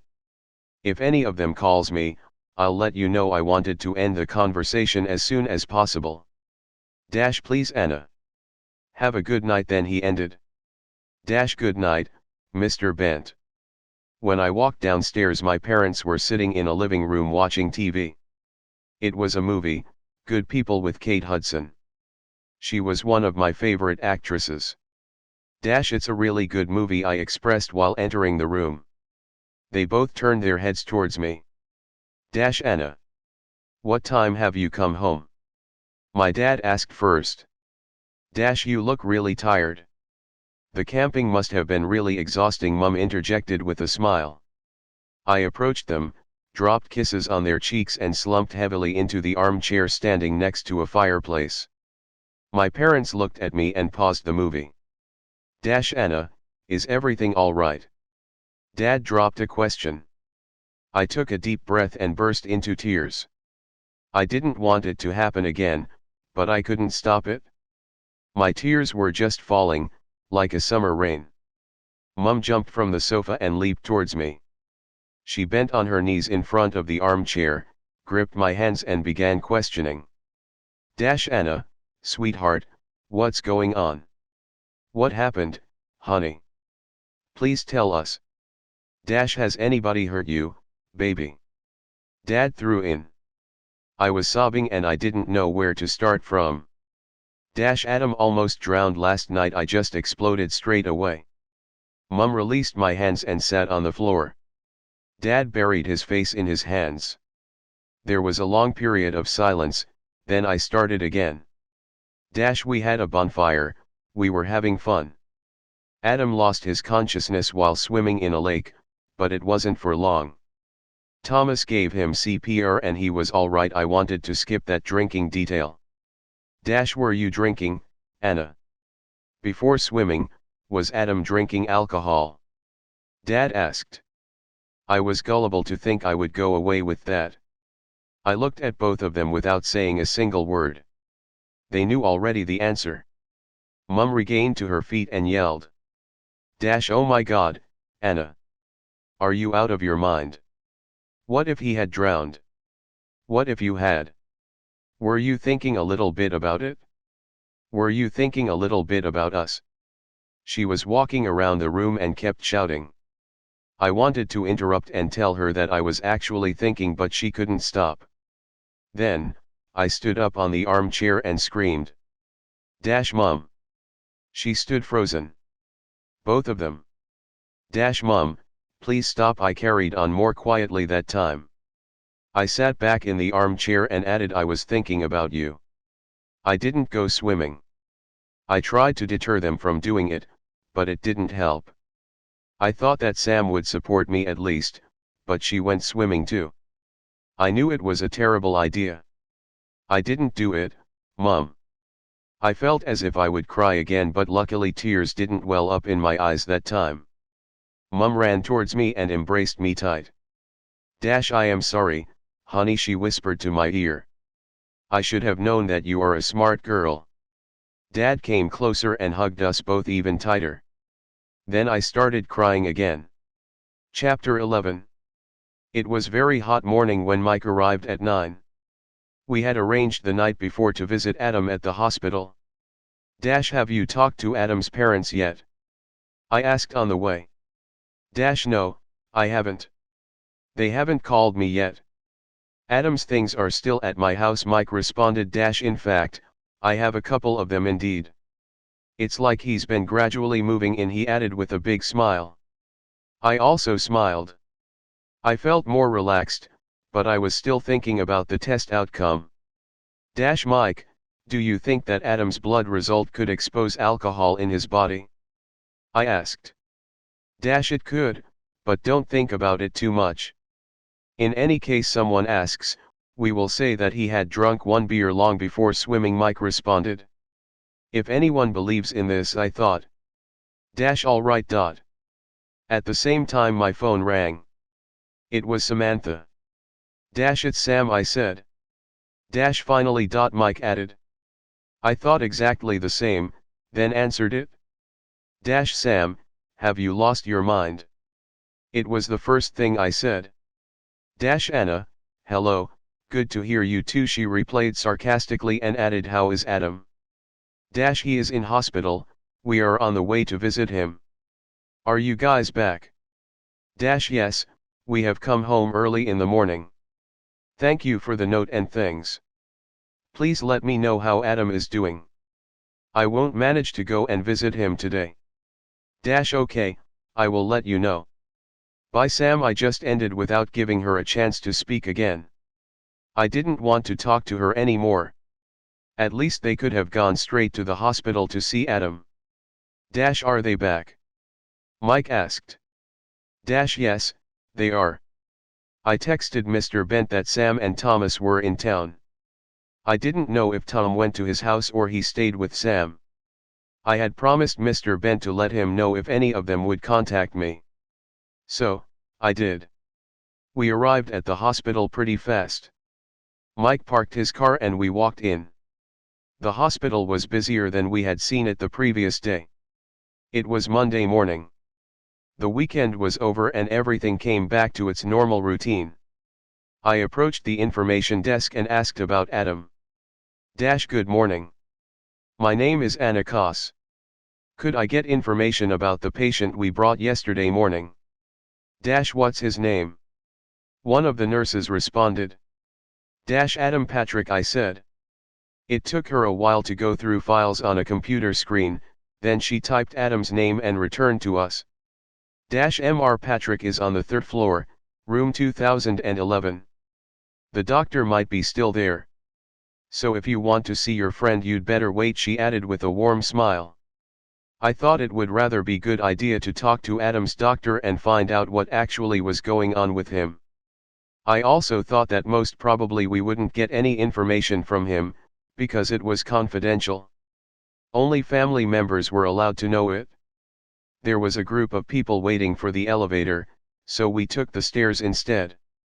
When we finally reached the 3rd floor, Mike was out of his breath. I need a glass of water, he muttered. I looked at him. He was red as beetroot. Thanks God we're in a hospital this time, I thought. I handed him a bottle of water which I had in my bag. There you go, old man, I joked. He just grabbed it and drank it all. Then we found Adam's room. The doctor was still there as the nurse had said. We sat on the corridor and waited patiently. Dr. Hills, I stood in his way when he was leaving the room. Good morning. We brought Adam yesterday, you remember, right? I said. Good morning, miss. He responded. Anna. I cleared his memory. Miss Anna. Yes, I remember. Please, could you tell us how is he doing? Is everything fine? You know, you had that test result yesterday and then you had to go, and we didn't have a chance to talk about it. I tried to gather some details from him, although I knew it was impossible. The information can only be shared with Mr. Patrick's family members. Are you one of them? He asked, staring at me and looking deep into my eyes as if I had committed a crime. There was no way I could have lied that time, or I would let Mike to lie again. He wouldn't believe anyway. No, I am not, but I care about Adam, we both do, a lot. I thought I would soften his heart a bit. I am sorry, only family members. You can go ahead to see your friend, though. Excuse me right now, I have a work to do, Dr. Hills concluded, turned round on his heel, and walked down the corridor. I bet you do, I thought. When we entered the room, Adam was awakened. The room was bright with a large window view on the inner side of the yard. The green area. There was nobody in. Only Adam's bed and TV set. We found out later that his parents had asked for it. Hey buddy. Mike greeted Adam as soon as he noticed him. They hugged. I also embraced his arms. When I lifted my body, Adam grasped it for a while and looked into my eyes. Hey. He whispered and beamed. Hey. I whispered back. Then he released me. There was small tube inserted into a vein in his hand. Some unknown to me fluid was going through it to his system. There was also a monitor next to the bed that kept course of his heartbeat. How do you feel, Adam? I asked. He looked much better than the last time I had seen him on the stretcher. His face wasn't white anymore. It had natural complexion. His eyes were shining. And he smiled. Although his beard wasn't shaved for 3 days, he looked pretty good. I would say that even more handsome. In spite of everything what had happened, I feel really well, he answered. That's good, mate. You really scared the shit out of me there. All of us, Mike said. Yeah, I know. I am sorry. I just don't know how it happened. I only remember that I started losing feeling in my legs. I remember that I heard you calling my name. I wanted to shout but I couldn't. Then nothing anymore, and when I woke up I saw Anna's face. This is all what I remember. Adam tried to recall the event. We all remembered much more. We remembered that we were drinking beer. We remembered that Thomas gave him CPR. We remembered that Adam vomited in the car on the way to the hospital. I remembered his white face. And I also remembered that I kissed him. You had lost consciousness. I pulled you out of the lake with Thomas and he performed CPR, and actually, he saved your life, Mike added. If Thomas wasn't there with us, nobody would do it. I didn't know CPR. Mike was the most drunk and Sam was in such a big shock that everything she was doing was walking from one tree to another crying and repeating over and over, "We shouldn't have done it." I noticed that Adam's face expression changed slightly. He might have thought that I was the one who saved him, because he saw my face as soon as he opened his eyes, or he just thought that Thomas and Sam would come with us to visit him that morning too. They stayed one more day and they have come back this morning. I believe that they will come later to visit you. Sam actually called while we were on the way to the hospital to ask after you. I said it to assure him that they also cared. So, do you know how long are you going to be kept here? Mike spontaneously shifted the conversation. Not sure yet. Up to 5 days, presumably. Do you need anything? We can bring you tomorrow, or we can even drop it to your parents, if they are coming later today. I asked Adam. No, thanks Anna. I am good. We were still chatting when a nurse came and gave him some medication. Then she told us that we would need to leave in a bit. As soon as she left, Thomas showed up at the door. Sam wasn't with him. Hey brother, he approached Adam. Later he noticed me and Mike. Oh, sorry Anna. I haven't seen you. He came closer and gave me a strong hug and shook hands with Mike. We were about to leave, actually I mentioned and pushed Mike gently towards the door. Yeah, we were leaving. I will call you later buddy, Mike promised Adam, and we left.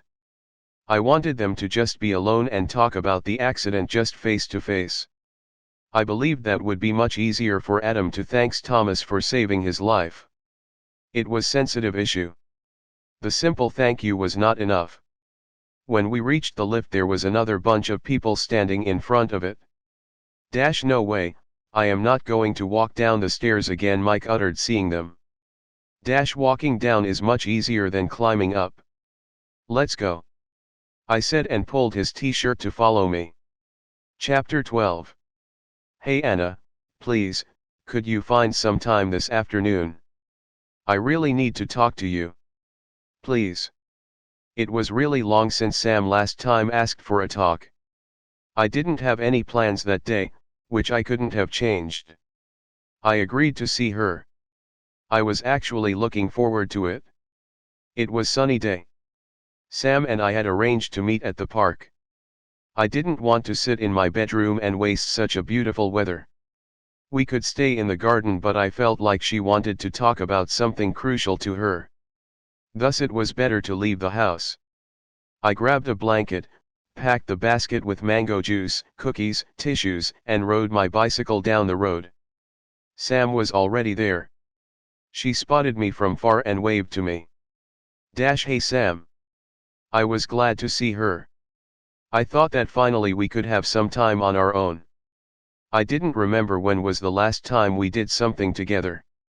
Just two of us. Hey, and she greeted me with her lovely smile. We walked down the path to find a good spot for a picnic on grass. When we finally found one, we spread the blanket and relaxed. Have you visited Adam today? Sam started. Yes, we have.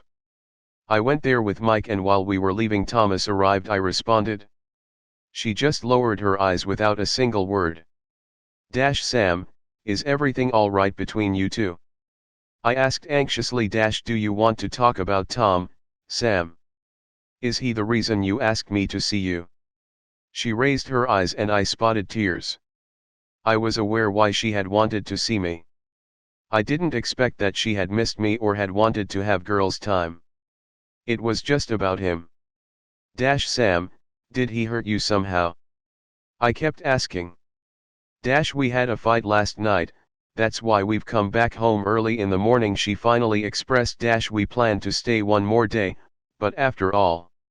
She started crying big time. I cuddled her first, then I wiped her tears with my bare palm and later offered her a tissue. Oh, Sam. We always disagree with them. There is no a perfect relationship.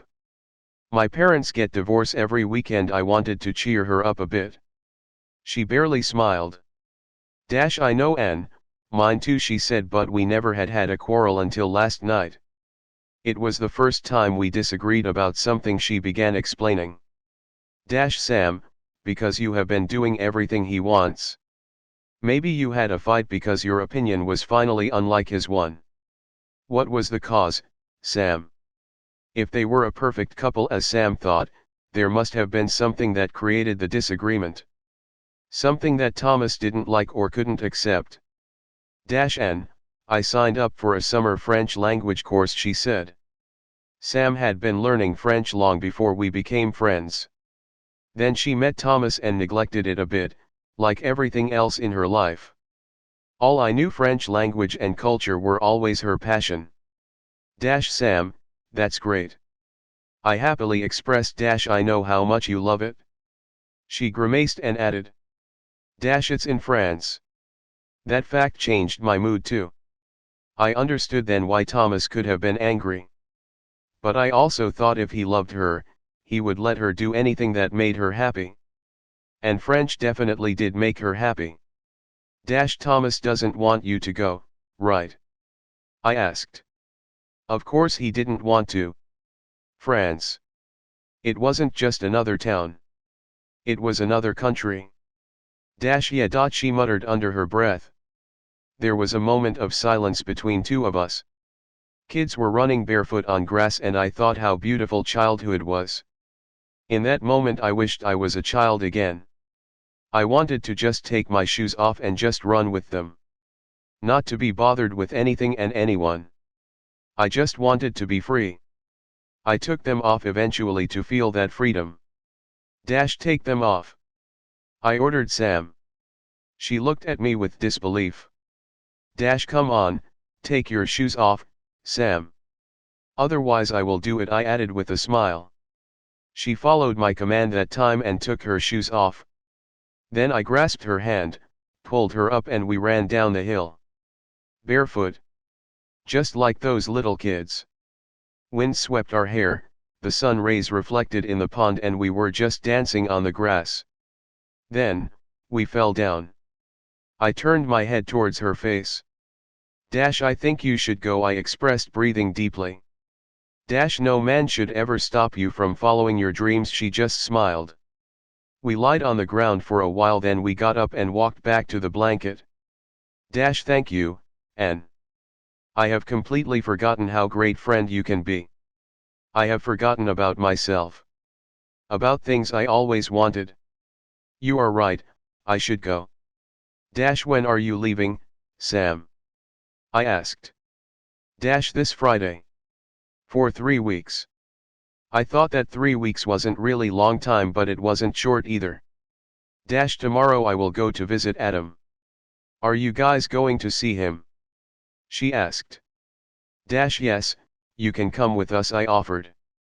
Thank you, that would be great, she responded.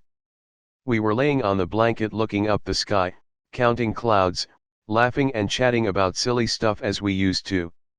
I missed it. That afternoon brought me back to the moments we shared. The moments we were close friends. The moments when there were just two of us. On Friday Sam left for France and Adam was discharged from hospital. Chapter 13.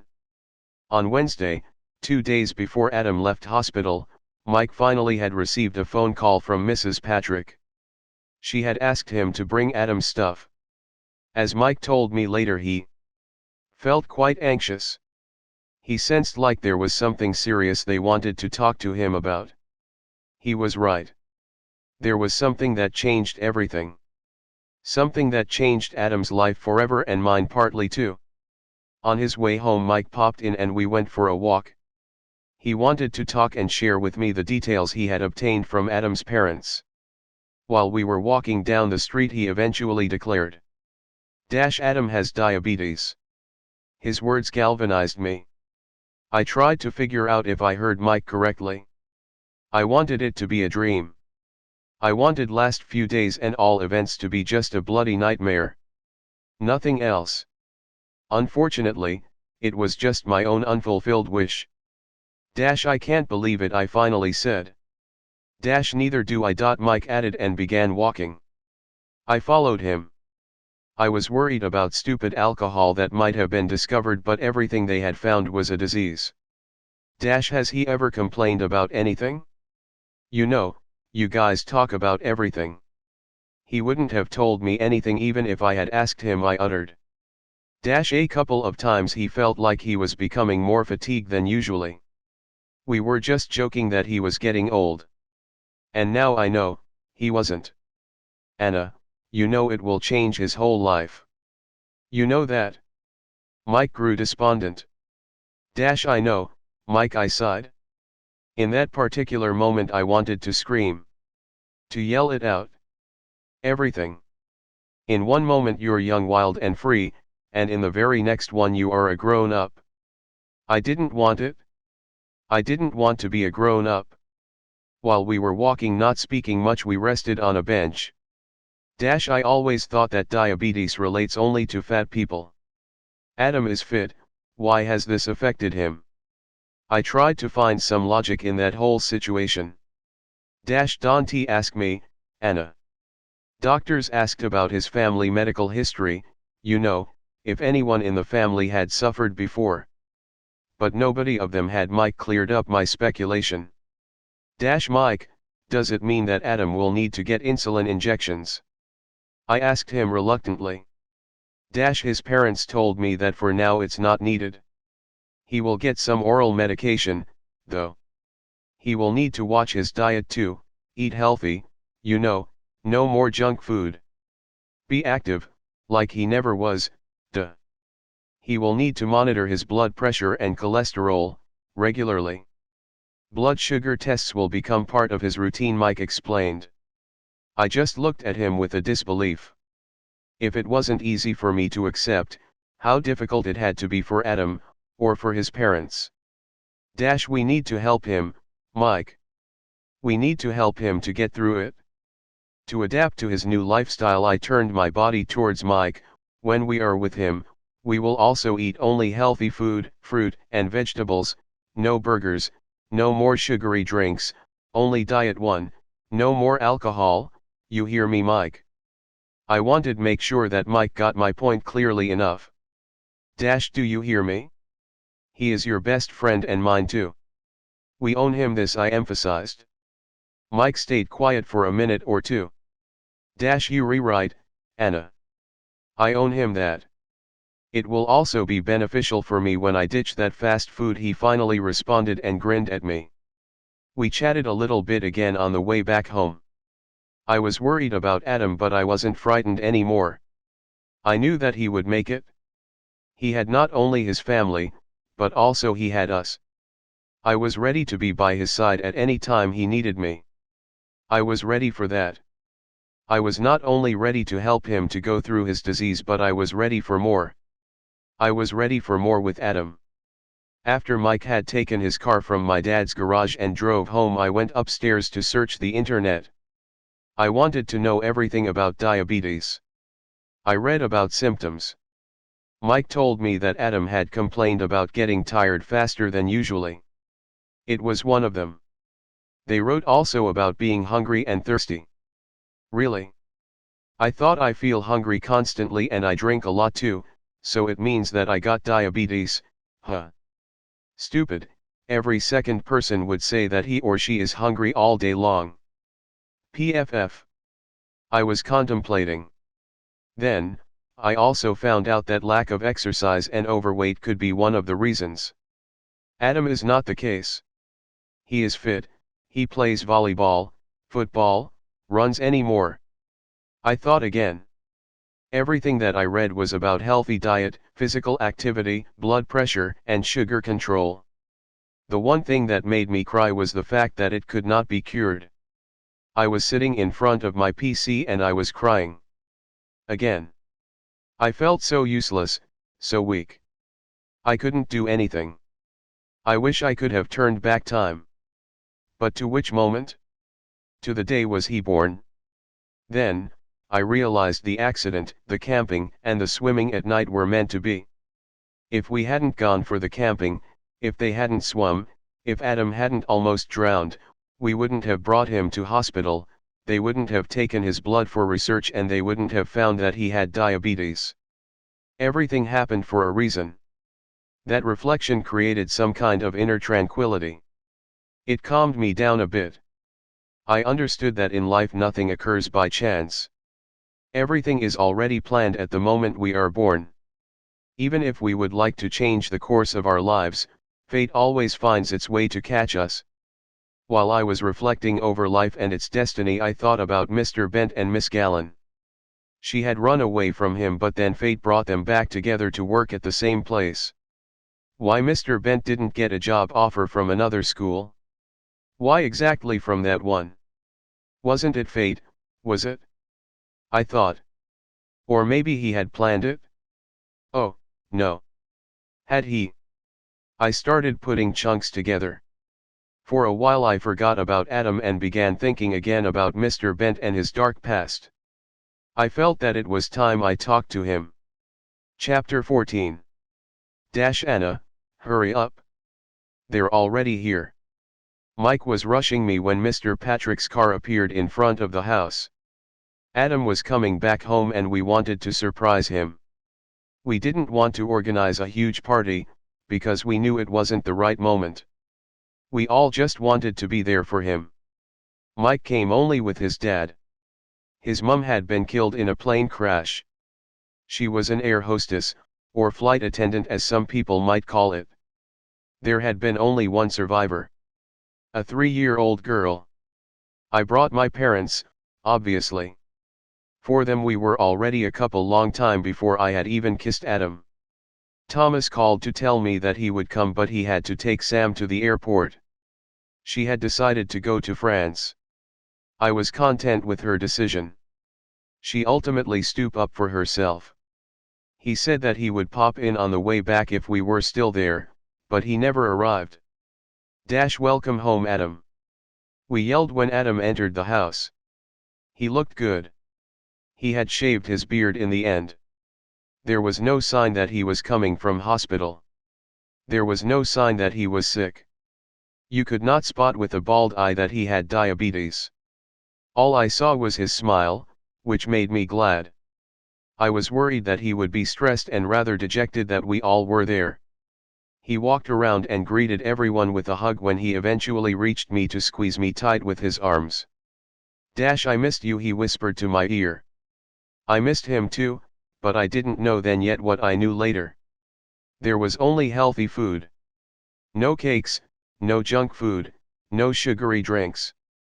Only healthy snacks, fresh juice, and water. We all decided that we needed to help Adam to go through it. To make it easier for him. We also didn't want to stay there for long. Excuse me everyone, Mike raised his voice. I figured out that he was about to say something special. Something that brought tears not only to my mum's eyes. May I get your attention, please? Thank you, he carried on. Adam, buddy. I'm starting like it's your wedding. I hope I'll be invited, he laughed, and everyone else did. Adam, you are like my brother. We've been together for our whole lives. I remember the day when your mum was chasing you in a park, because you were about to eat a cat poop. Everyone started laughing again. Adam had never told me that story. I looked at him and he held his fingers in a shape of a gun and pointed at Mike. I laughed even harder. Bro, you can skip that, please, Adam threw in. Okay, I will save it for another special event. So since then we are like brothers. I love you, mate, and I cannot imagine my life without you. I know that one day we might go in different directions with our plans, but I will always have your back. I'll be always by your side. I am glad that you are back safe and sound. and forgive me for everything, Mike ended. Adam approached and embraced him with his arms. They stood like that for a while. I spotted my dad wiping tears on Mum's face. Everyone in the room knew what had happened down there in the lake, but not everyone knew that Mike had guilty conscience. When they all left, I stayed with Adam. He had asked me to. On one hand, I knew that he needed to rest, on the other one I wanted to be with him. His parents had persuaded me to stay and I gave in. Dad, while he was leaving, remarked in jest that I didn't need to be home by midnight. When we were walking towards Adam's bedroom, for the first time I felt a little uneasy. I had visited him many times before, but we were just good friends then. In fact, I always thought that I wasn't his type. He was tall and handsome. He could have any girl, and I never considered myself pretty. I was confident, but pretty? No, not me. Then we entered his bedroom. I felt like my blood pressure reached its highest point. My throat got dry as desert. My knees became weak. I started thinking about the diabetes symptoms I had read about the previous night. Now you can take me to hospital, because according to the internet I can be qualified as diabetic patient. Adam asked me to drop his stuff on the floor beside the desk and sit next to him on a bed. If he's going to kiss me now, I will definitely have a stroke or a heart attack, I thought. How do you feel? I asked.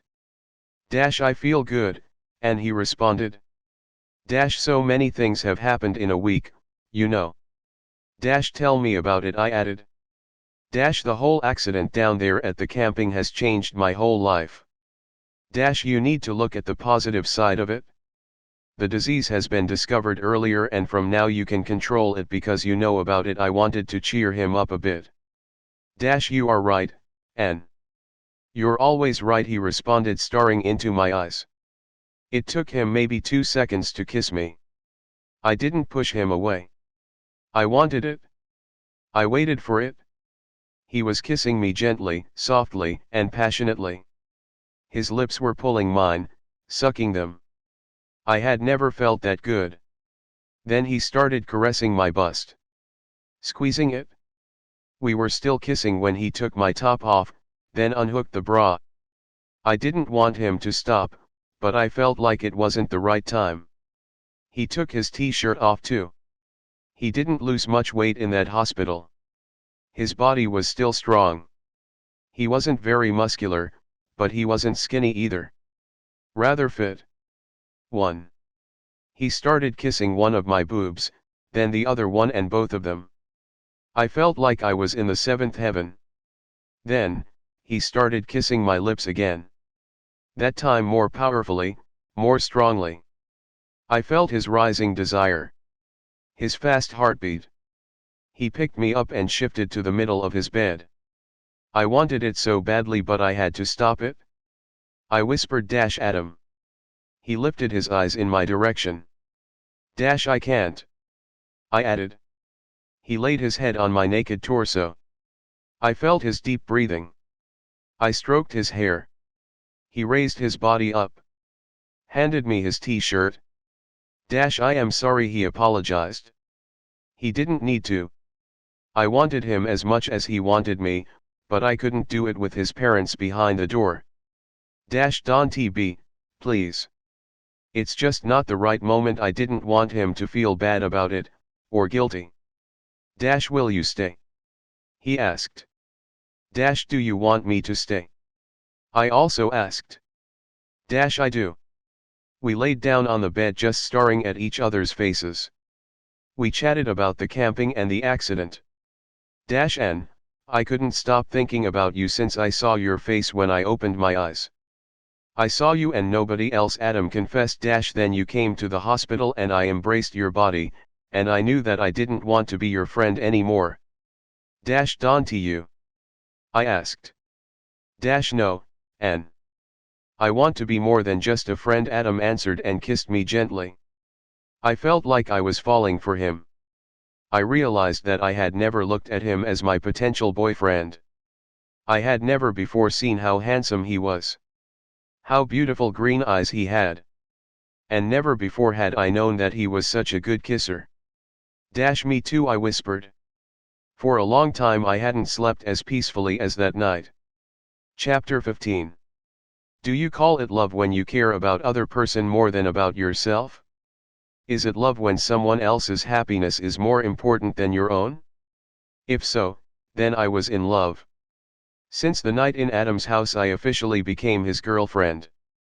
It wasn't new to my parents, but it was new to me. Although the way we were spending time together changed, I still cared about Mike and his friendship with Adam.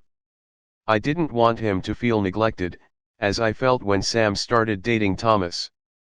3 of us were hanging out together as we used to, but with one small difference: I was holding hands with Adam. 1 week passed since Samantha went to France. She didn't call me much as I had expected. She texted me twice. Nevertheless, she was very happy, and that was enough for me. The sun was going down and the evening began to be slightly chill. Mum and Dad went to the cinema. They had their night out once in a while. They needed it. Weekend was the only time they could do something together. Otherwise, they would work, work and work. I wondered if they even noticed that I had changed my hairstyle. Mike and Adam had their boys' night out. They went to watch football together with some other guys. Football wasn't my cup of tea anyway. I was left alone to be with myself then. After a lonely dinner, which I had made on my own, I decided to take a warm bath, go to bed early and read the book I had borrowed from Mr. Bent long time ago. That was my idea for the evening. Nevertheless, the universe had planned something else. Oh no. Why is he calling right now? Isn't he watching football? I thought when I saw my phone ringing. It was Thomas. I didn't talk to him since Samantha's departure. He never arrived to Adam's welcome party either. I decided to ignore it. After another 2 missed calls he stopped. Thank you, Thomas, I said to myself with a relief. I could finally relax in a warm, bubbly bath. Then someone rang the doorbell. Who the hell is that? I wondered and waited. After a moment of silence I thought again, okay, it's gone, but suddenly. Anna. Anna. Anna. Thomas shouted from outside. No way. I couldn't believe that he came to my house.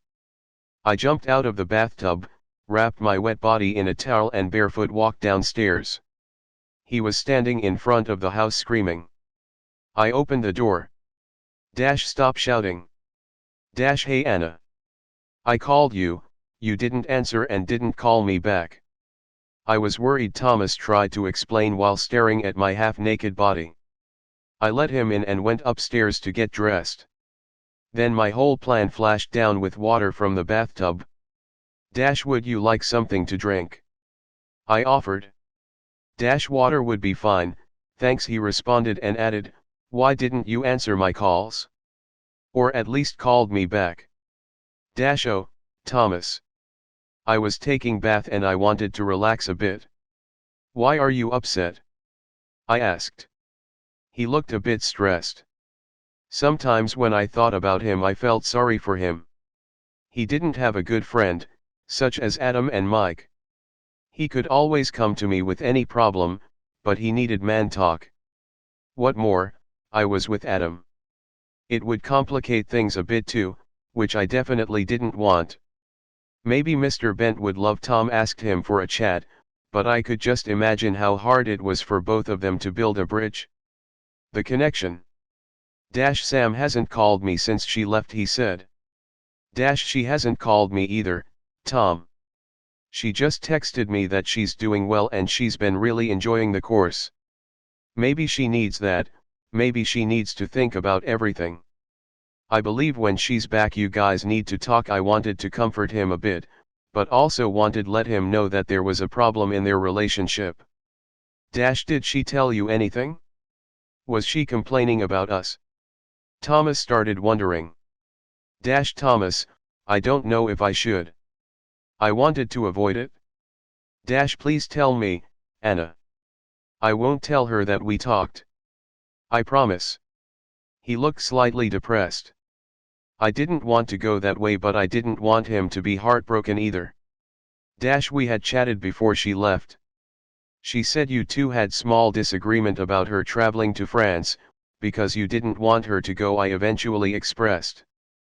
Anna, it's not that I didn't want her to go.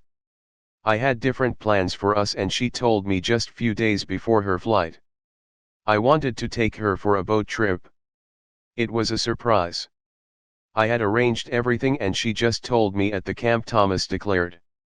He was irritated with Sam's behavior. I was astonished too. I would also be angry if I were him. If she had planned to go, she should have told him about it as soon as she had signed for the course. Was she anxious to talk to him? Why didn't she speak with you about it earlier? I asked. I don't know, Anna, he responded. We were still chatting when my parents came back home. Good evening, MRS, and Mr. Koss. I was actually leaving. Thomas stood up from a stool just after he saw my parents. Good evening, Thomas. It's okay, you guys keep talking, Dad responded. No, thank you. I need to go and pick my dad from a book club meeting anyway. Has he just said my dad? My jaw dropped. I walked Thomas to his car. He embraced me tight and placed a kiss on my right cheek. Then, still looking at my face, said, Thank you, Anna. You are really a good friend. You know, sometimes I think what if, you need to go, Thomas, I interrupted. I didn't want to hear about his what ifs. I thought at the beginning too. When I had seen him at Mr. Bent's house for the first time. I had thought too. But there was no more what if. There was Adam and there was Sam. He got into his classic Ford Mustang and added starting it. Nice haircut, then drove away. I didn't want to think about it. About his eyes looking at me saying I wish it was you. I wish I had you. I loved Adam and nothing mattered anymore. After the match Adam came over. Thomas has popped in, I said while we were lying on the bed. I invited him to go with us but he said that he had to go somewhere. What did he want? He just needed to talk about Sam. I think they may break up when she's back, I concluded. Why do you think so? They seem to be happy together, Adam expressed his opinion. He didn't know what I knew. He didn't know that Sam wasn't happy with Thomas anymore. That Thomas didn't really love her as much as he could love someone else. That there was a disagreement. That the path was rough. It's just my point of view, I added. Sam told me that she lost herself in that relationship, that she has forgotten about her passion, about things she loved doing, about people. You know what I mean, right? Yeah, babe, I do. That's why I don't want you to give up on your goals, on your friends, just because I'm your man now. He said it with a big smile. And I want the same for you. I don't want you to neglect Mike. He was in your life before me and I must admit he is really a nice guy. Down there by the lake I wanted to kill him, but later, since the moment I saw him crying, I realized that he is not the person he pretends to be. Then we spent some time together while you were in hospital and I got to know him better. He is a nice guy and he cares about you a lot. Yeah, he does. You know, at the game he was watching what I was eating, what snacks, what I was drinking, even though they brought only diet drinks. Can you believe it? We both started laughing. He is worse than my mother. He added, and we laughed even harder. Then Adam began tickling me. I was laughing louder and louder. I didn't remember when was the last time I laughed so much. He tackled me down on the bed and kissed. He was the best kisser I ever had. The way he gently moved his lips round mine was a melody. Anna. He said, looking into my eyes, I want you. Do you want me? Of course I wanted him. I didn't know how to tell him that he was going to be my first. I had dated boys before, but with Adam was something else. We didn't want to just kiss and cuddle. We weren't kids anymore. It was obvious that we both wanted to go further, but I wasn't ready. I want you, Adam. I really do. The thing is, I never. I tried to tell him when he eventually figured it out. Are you a virgin, Anne? He dropped a question. I felt embarrassed and just nodded. He pulled me closer, hugged me tight and said, it's okay, honey. I understand. Anytime you are ready. Then he kissed my head. We fell asleep cuddling. Chapter 16. On Wednesday morning Mike took Adam to the hospital to do his regular checkup. I was glad that Mike was there for him. I wish Sam could still be there for me too, but she wasn't. She called me the night before and talked a lot about some French teacher who was absolutely gorgeous. She didn't ask much about me. She didn't ask about Thomas at all. I felt that their relationship was on the edge. However, there was something else on my mind. Someone else, and it wasn't Adam that time. I was thinking about Mr. Bent and Miss Gallen. I wanted to solve the puzzle, which was their unfulfilled love. I had to see Mr. Bent. I looked around and spotted the book I had borrowed from him. There you are, I thought and smiled. I found an excuse to pay him a visit. Thomas, hi. Sorry to bother you, is Mr. Bent home right now? I called Thomas immediately. I didn't want to talk to him after our last meeting, but avoiding him wasn't a great idea either. I rather thought that I'd pretend that nothing had happened. It hadn't happened anything anyway. It was better to play stupid. Hey Anna, yes, he is home. Do you want me to pass him the phone? Thomas responded. I would have called Mr. Bent directly if I had wanted to talk to him on the phone. The thing was, I wanted to talk to him face to face. Additionally, he might have told me that he had no time and asked me to come some other day. I didn't want to wait. There was no time to wait. No, don't do it. I want to speak with him, but I'd prefer to do it in person, I told Tom. Is everything all right, Anna? Thomas asked anxiously. Yes, it is. Don't tell him that I called, please. I'll be there in 10. I hung up, grabbed the book and rushed down the stairs. Fortunately, Mr. Bent lived in our neighborhood, just 2 blocks away. As soon as I reached his house I was out of breath. I sat on the front stairs to rest a bit before knocking the door. Then suddenly someone opened it. Anna? What are you doing here? Mr. Bent asked. He was taking his garbage out. I raised my eyes up. He was looking at me from above like the Statue of Liberty. Then he helped me to get up. Hello Mr. Bent, I was about to knock the door actually. I brought your book, I said, showing him the book. Oh, I have completely forgotten about it. Please, come on in. Thomas is in the house. Let me just throw the rubbish out, he responded, showing me the way. I kept the book for almost a year, so he had the right to forget about it. When I entered the house I smelled something very tasteful. Thomas was in the kitchen, cooking. The living room was very bright with the window curtains wide open. It seemed to be bigger. All books were arranged alphabetically. The old armchairs were replaced with new ones. There was no carpet on the floor anymore. As I remembered, the old one was also dark and ragged. Smells good, I expressed when I approached the kitchen. Hey Anne. You will stay to eat with us, right? Thomas greeted me. Well, I may, but first I need to talk to Mr. Bent, I said. I was about to say your dad, as Thomas had called him last time we saw each other, but I held my tongue. I get it, Thomas responded. What do you want to talk to him about? He asked out of curiosity. Then I realized that Thomas shouldn't have been there. I shouldn't talk to Mr. Bent about his love life, about his engagement to Miss Gallen in Thomas' presence. His mother was the reason they never got married. Thomas was the child that stood in the way to their happiness. I realized that it would be too much for him.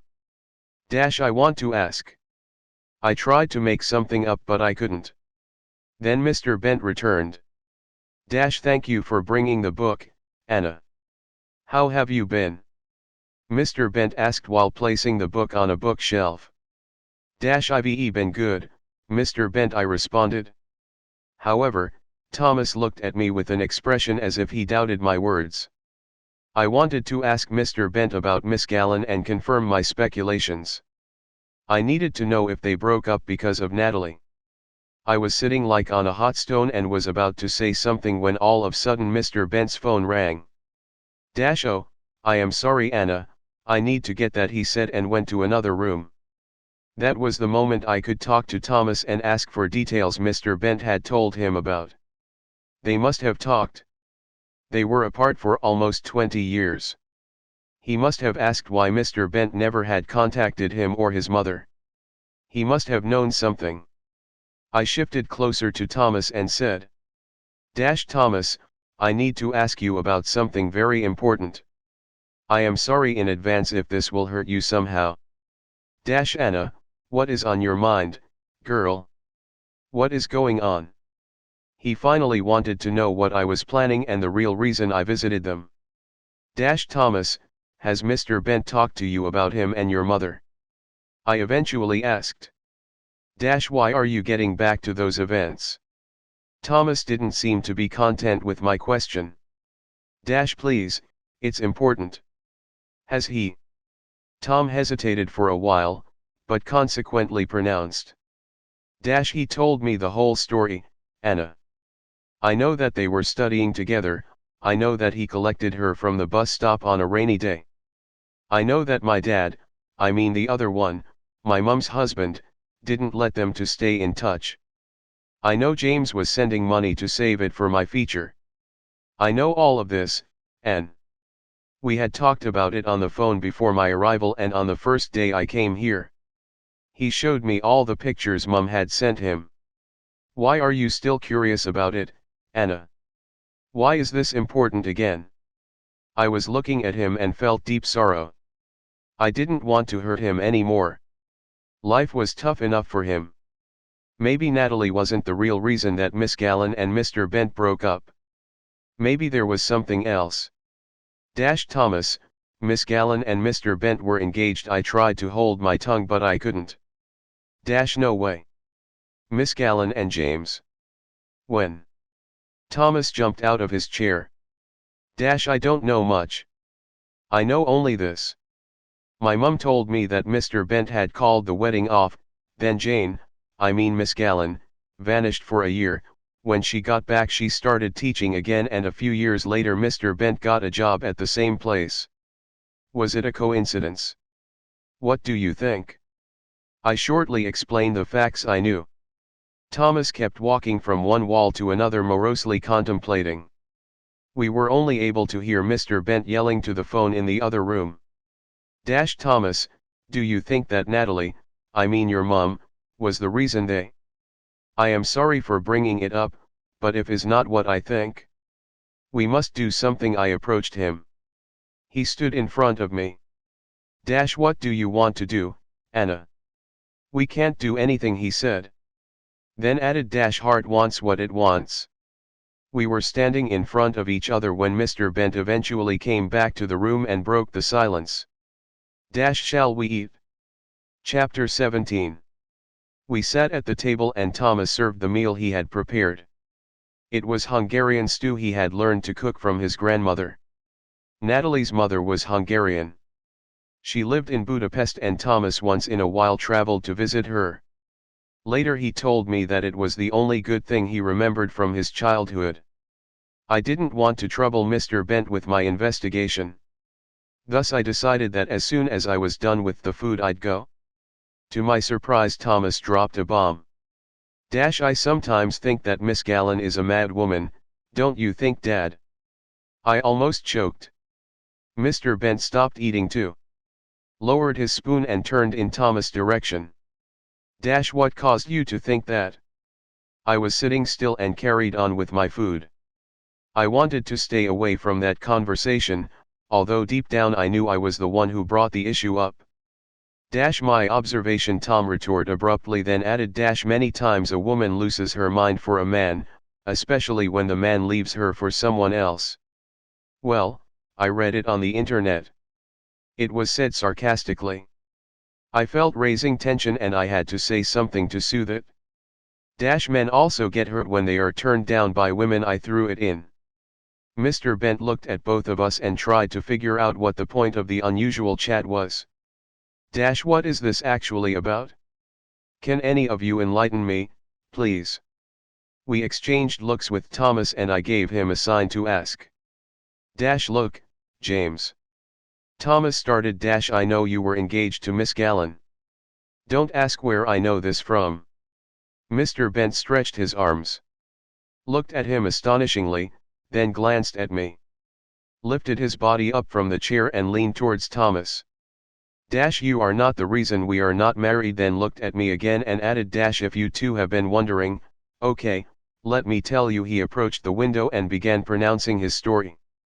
Dash, Jane, Miss Gallen, was introduced to me by our mutual friend. She was still in her 20s and graduated with master's degree. I was working already as the English language teacher. I was 33. She wasn't the most beautiful girl I met, like your mum, Thomas, but she had that sparkle. She was very intriguing person. She had her own unique personality. She talked with passion about things she wanted to do in her life, places she wanted to visit. We started dating after a while, but it wasn't love from the first sight. We needed time to let the emotion evolve. While telling the story, Mr. Bent walked twice around the room and eventually sank into one of the armchairs. We traveled together to places she always wanted to see. We went to Thailand, Cambodia, Japan, Bali. She was completely different person then. You would not say. There was a pause and then he started again. We got engaged one night when we were sitting on the roof of her house. We used to do it often during summer. I loved her. I wanted to be with her for the rest of my life. She was the one. I bought the ring and I proposed. She said yes. We began a wedding arrangement soon after it, then we found out that she was pregnant. Unfortunately, due to the flu she had caught, she lost the baby. It was very tough time for both of us. But I wanted to help her. I coped with it better, although it was difficult for me too. She was changing gradually. She didn't care about the wedding anymore. She wanted to postpone it. She became dull. She lost the energy she had. All she was doing was just laying on the couch and reading. I needed to cease it. I bought 2 tickets to Italy. It was May. I had heard Italy was beautiful in May. I packed hers and mine stuff in one bag. And we went to the airport. Waiting for boarding, she told me that she needed to go to the toilet. She refused me to go with her. So I waited. We had to get on the plane, but she was not coming back. I ran to the toilet to check if she was all right. She wasn't there. She vanished. Then I received a text message. All she said was, I can't go with you. I had to decide to get on the plane or go back home. I chose to go to Italy. When I came back home, I brought her clothing, took rest of my stuff and broke up with her. I asked her to keep the ring. I tried to call her from Italy, to talk to her, but she didn't want to, so I didn't want to bother her either, even though I loved her. We both, Thomas and I, were sitting and listening attentively. We didn't want to interrupt or ask any questions. When Mr. Bent ended, I felt relieved. I was worried that the story might have been related to Thomas's mother. That she was the reason Mr. Bent broke up with Miss Gallen. It would be heartbreaking. It still was. Mr. Bent never got married after all. He was unlucky with women for his whole life. Even meeting Natalie was a mistake. Nevertheless, he had Thomas in the end. I found out later that Jane moved to Philippines to teach English, Mr. Bent added. I have been wondering, Mr. Bent. Does she still love you? I asked out of blue. Mr. Bent didn't answer, but his face expression said everything. When I met Natalie, Thomas's mother, I wanted to forget about Jane. But Natalie turned me down. She didn't want to divorce her husband and told me to forget about her. The rest is just history, you both know, Mr. Bent said and leaned back in the armchair. Mr. Bent, I think you should talk to Miss Gallen, I expressed. I sensed that there was still love. He held on to her for so many years. She was lonely, miserable, single lady. It was time to change that. Mr. Bent bent forward, placed his elbows on his knees and declared. Anna, there is nothing to talk about. You heard the other day, I tried to explain to her but she didn't want to listen to me. She hates me. No, Mr. Bent, she doesn't hate you. I think she loves you. Believe me. She might be angry with you or disappointed with the fact that there is a son in your life, but she still loves you. I wanted to assure him, although I wasn't convinced with anything I had said. I just wished it was true. I wanted Mr. Bent to be finally happy and Miss Gallen to get the sparkle she lost back in her eyes. We will take care of it, Dad. Just leave it to me, and Anna Thomas suggested, blinking in my direction. I believed that he was content with the fact that they had broken up before he was even born. I saw that he also wanted Mr. Bent to be happy. He had seen his house when he moved in. It was dull and dark. There was no light in it. As his life, dry and dust. Thomas, just let it go, okay? It's gone. Mr. Bent stood up and left the room. I was sitting with Thomas in silence when we both eventually expressed at the same time. We need to set them up. Then we laughed. Chapter 18. Many times I thought what the first time would be like. I created the perfect scenery in my head. I also read about it a lot. Some girls wanted it to be really special, some others didn't care much, and still others didn't remember when it had happened. I definitely didn't want to belong to the last group, but I didn't want to make a very big deal of it either. It would stress even more both of us. Everything I knew, I wanted to do it with Adam. I loved him and I felt that he loved me too, even though he hadn't said it. I didn't want to wait any longer, although, as he had mentioned, he would wait until I was ready. I felt it was the right time. I was ready. My parents were going to spend a few days out of the town. Mum's sister's daughter had had a baby and she invited them for a weekend when Mum called her to congratulate. They wanted me to go with them, but as soon as I found out that I would stay home on my own, I made something up to avoid the trip. I had been waiting to be alone with Adam long enough. And the moment arrived. Friday morning I called him. Hey honey. How are you? He answered the phone. Hey Adam. I'm fine, and you? I asked. I am good, and I have just checked my blood pressure and it has satisfying rate. The test outcome was also pretty good.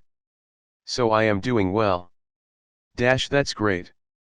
I'm calling to ask if you have any plans for tonight, I asked tentatively. You read my plans, and he answered. I beamed hearing that. Will you come over? My parents are going away for the weekend. For the whole weekend? I recognized satisfaction in his voice. Yeah, and, I'm ready, I responded with a slight reluctance. I hoped he knew what I meant. I wished he knew. My heart was beating very fast and he wasn't saying anything. I started becoming anxious if he still wanted the same. Maybe he had changed his mind. I am happy, he finally responded. I'll be there at 7, okay. Yes, 7 suits me. See you later, babe, Adam ended. I didn't say anything anymore. I just ended the call. I started doubting if I had made the right decision. I wanted him, but I wasn't sure if he still wanted me. I started overthinking.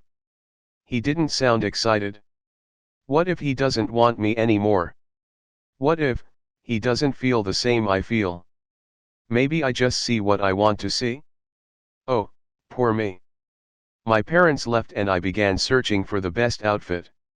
I turned my closet upside down and eventually wore white plain t-shirt and boyfriend jeans. Do I look sexy? I asked myself, staring at the reflection in the mirror. Then the doorbell rang. Oh my God. Is he already here? I thought and glanced at the clock. It was 6:58 p.m. I couldn't believe time passed so fast. Thank God I managed to stuff my clothes back into the wardrobe. I walked downstairs. It was him. Hello, and Adam greeted me when I opened the door. Looking good. Sometimes simplicity is a key, I thought. Hey, Adam. We kissed and he entered the house. I didn't know what would be better, to go straight to my bedroom and do it, or just take it slowly. I chose the latter one. We grabbed some healthy snacks I had prepared earlier and went to the living room to watch a movie. I wanted to watch some romantic story to create the atmosphere, but he selected a comedy. I wasn't very glad with that option, but I didn't want to seem desperate either. Like everything I wanted was just having my first sex ever. I wanted, of course I did, and the more I thought about it the more stressed I felt. Maybe it's just a game. He is testing me, how long I can wait. Well, I kept him waiting, so now he will pay me back. Fine. I was fighting with my thoughts while we were watching the movie. I couldn't even concentrate, and there were moments I didn't laugh when I supposed to. Then I laughed when I didn't supposed to. When the movie ended I wanted claps my hands for applause. Then Adam turned the TV off and played music. It was John Legend, Tonight. He took my hand and asked for a dance. Really? I wondered. We were dancing barefoot in the middle of the living room, as close as we could feel our heartbeats. Then he held my head in his both hands, looked into my eyes and began kissing. My head was spinning around. My hands were moving up and down his body. Then he stopped and, while still holding me close, said, I love you, Anna. I want you to want me as I want you. I want you, Adam, I whispered. We started kissing again. More passionately. More intensely. He took my t-shirt off. I took off his. Then I unhooked my bra and let it to slide off. He started kissing my breast. Next unbuttoned my jeans and pulled them down. I felt like my blood pressure was rising. He lifted my body up and carried to my bedroom. He placed me gently in the middle of my bed and took his pants off. So, this is really happening, I thought. He pulled my pants down. I was only worried about protection. We hadn't talked about it. Adam. I whispered. Yeah, baby. He looked at me.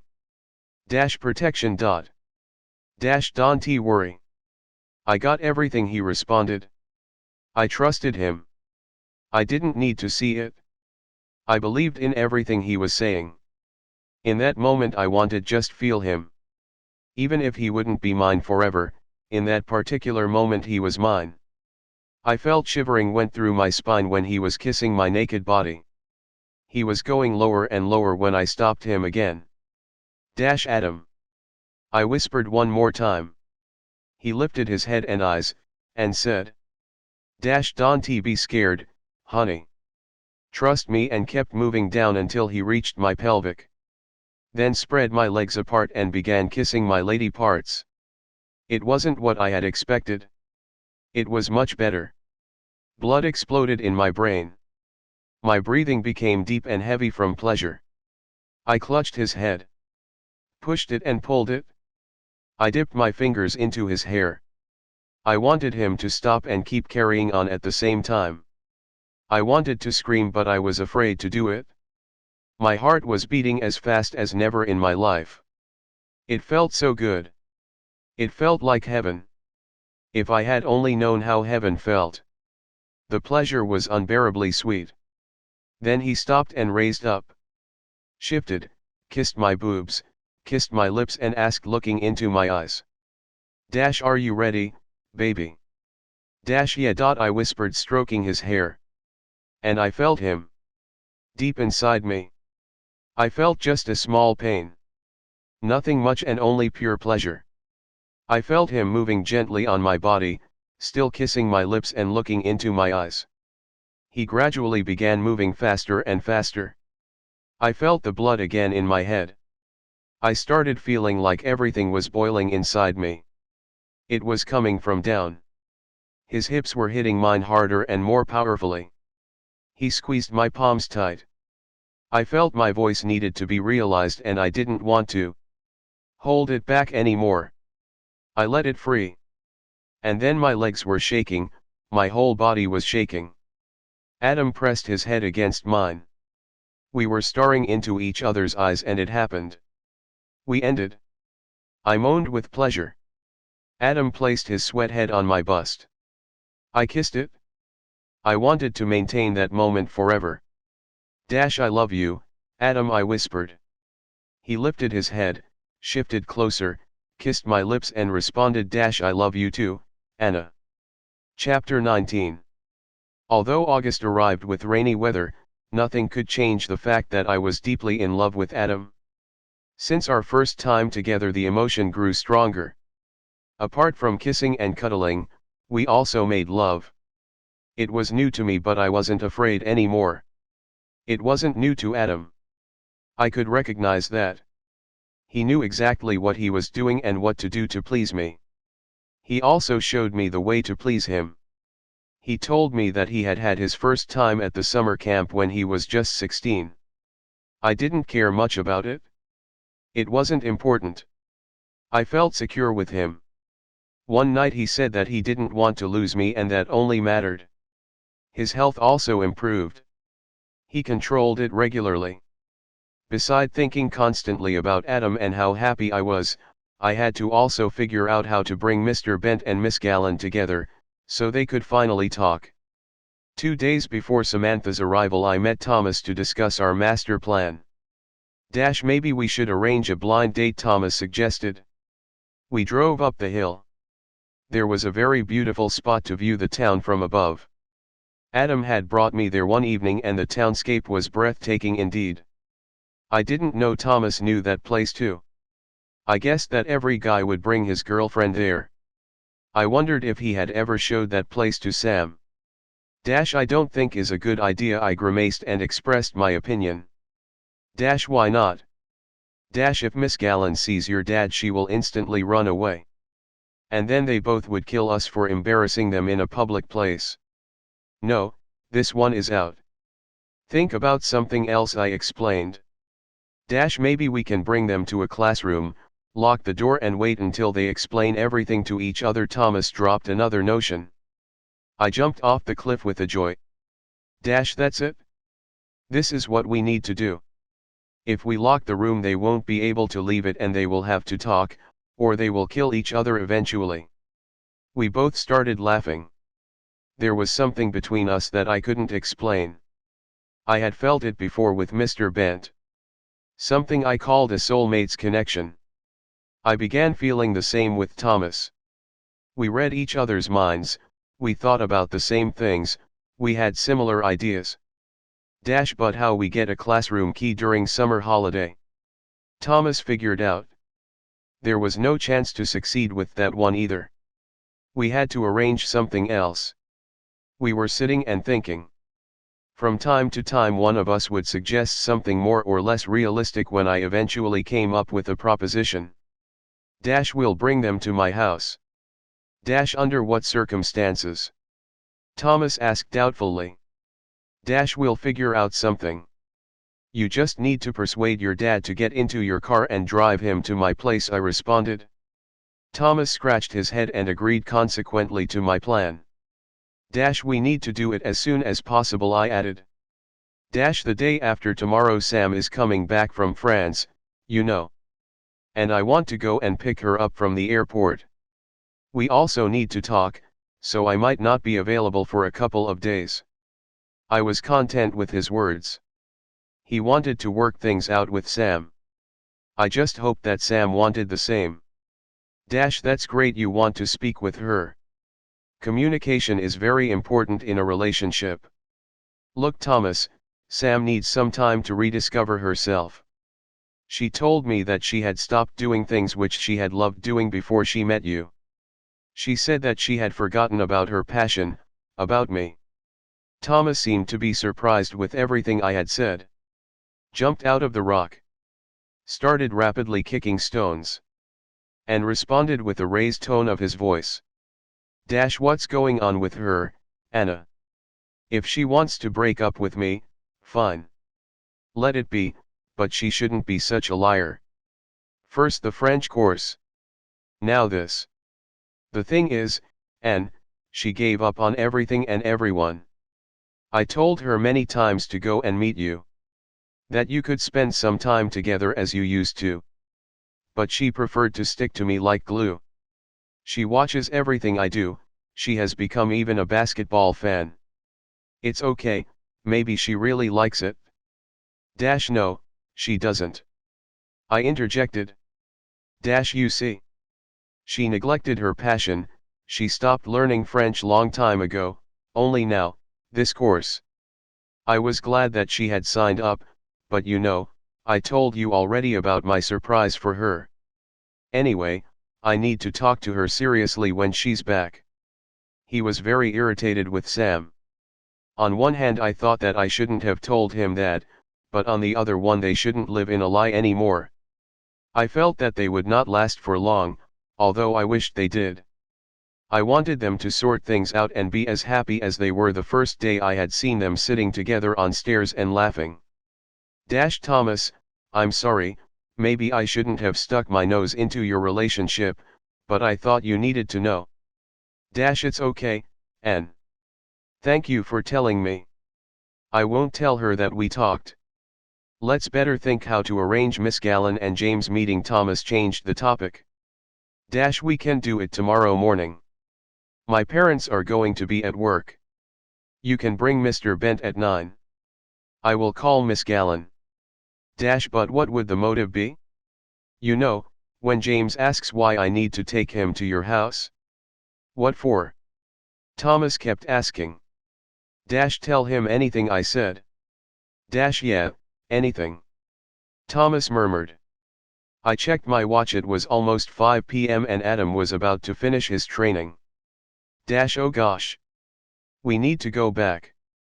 Adam will be at my house in about 30 minutes. Let's go, Tom. I wanted to rush him but he rather was reluctant. Don't worry. We still got time. I need to make something up, if he asks what I was doing for the last 2 hours. I was worried. I didn't want to lie but I wasn't sure if Adam would be happy to hear that I met Thomas again. Just tell him the truth. Believe me, it's much better than any beautiful lie, Thomas suggested. I knew that too. You rewrite. I'll tell him. Chapter 20. Mom, please, could you call Miss Gallen and ask her to come to our house tomorrow morning? I started begging my mother to help me with Miss Gallen as soon as I got home. Adam had called me and said that he'd like to stop first at his house to change after the training. He had also mentioned that he had a sweet little surprise for me. I couldn't wait to see what it was. Anna, why do you want her to come to our house? We are not even close enough to visit each other, Mum responded surprisingly. Mum, I will tell you, but you must promise that you won't try to talk me out of it. All right. I hesitated sharing with my mother the arrangement I had planned with Thomas. I expected that she would be rather against it than support us, and I was right. It depends, Anne. I cannot promise on anything which consequences may affect you. I don't know, Anna, Mum responded. Mum, come on. Anyway, listen Mum, Thomas and I want to bring Mr. Bent and Miss Gallen back together. We know they still love each other, I told her straight away.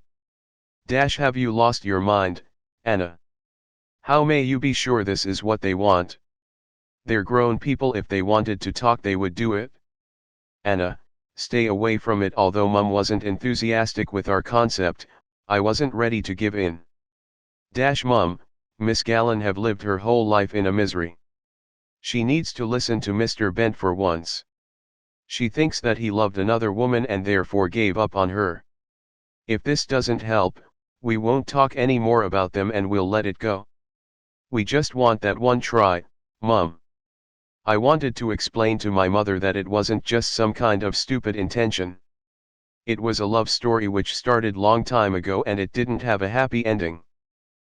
Mum, if you think that they don't love each other, please tell me, why Miss Gallen has never got married or Mr. Bent has never been in a relationship with any other woman.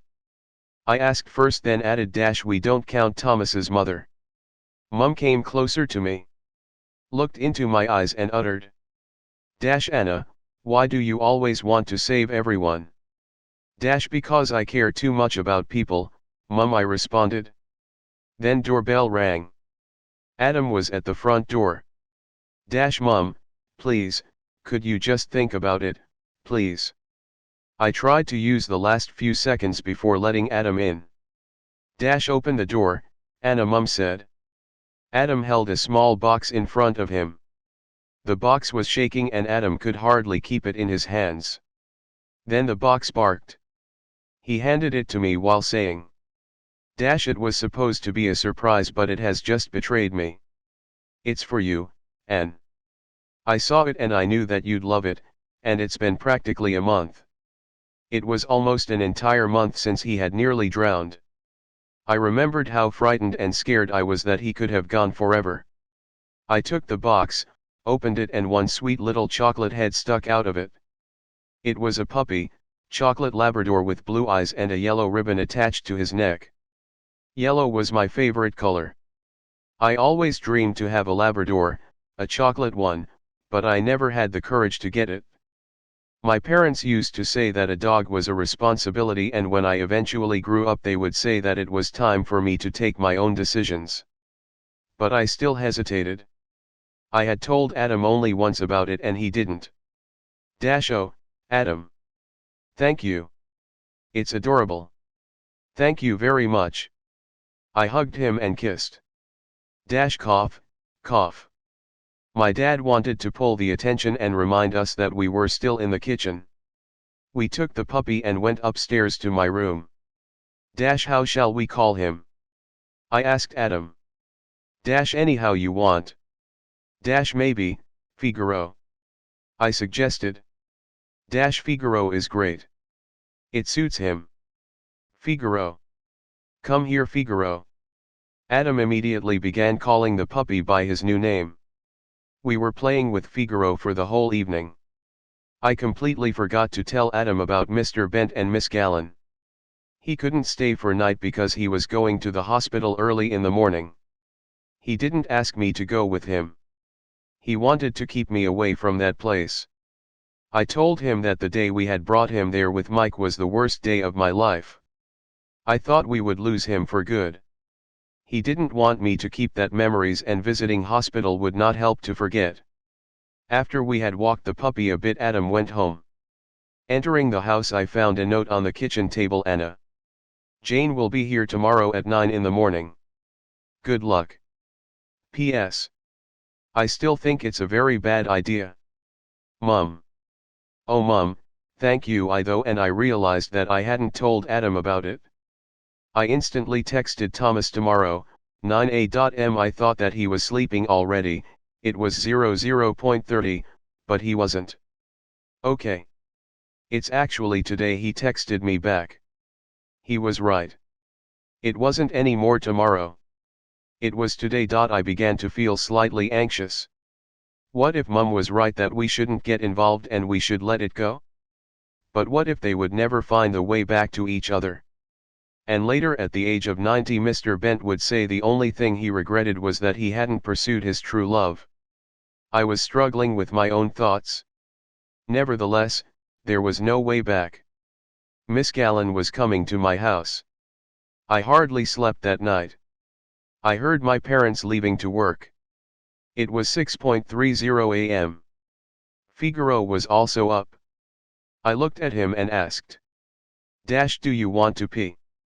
I would be surprised if he answered no, I don't. He was pulling my duvet, barking and rolling his flabby body over.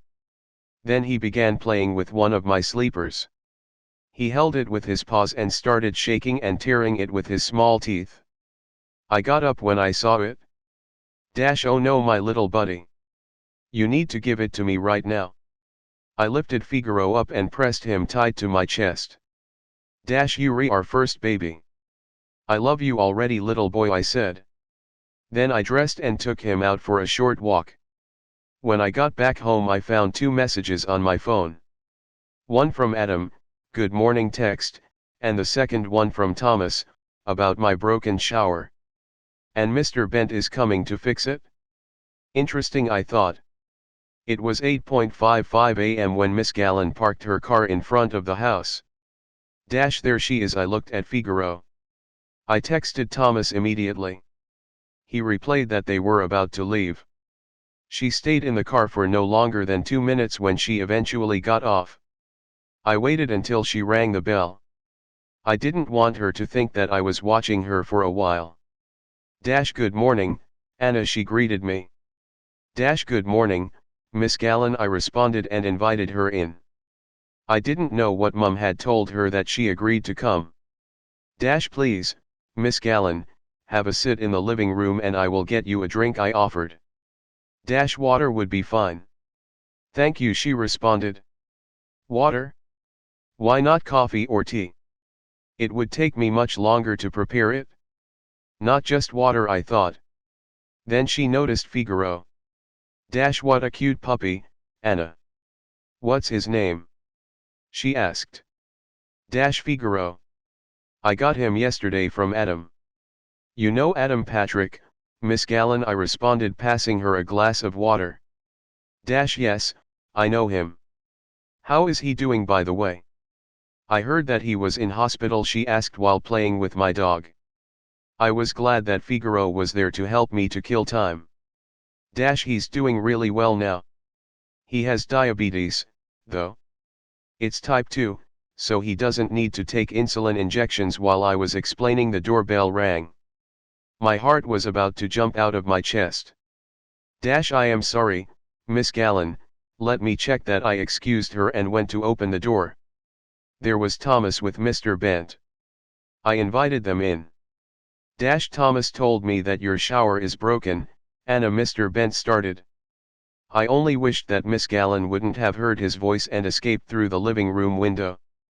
Actually, Mr. Bent, could you just wait a bit in the living room, please? I responded hesitantly. I don't know what's going on here, but absolutely is not the shower, Mr. Bent said while walking reluctantly towards the living room, then entered it and spotted Miss Gallen still playing with the puppy. Jane? Are you here? She was galvanized with his voice. Jumped out of the sofa and responded with a question.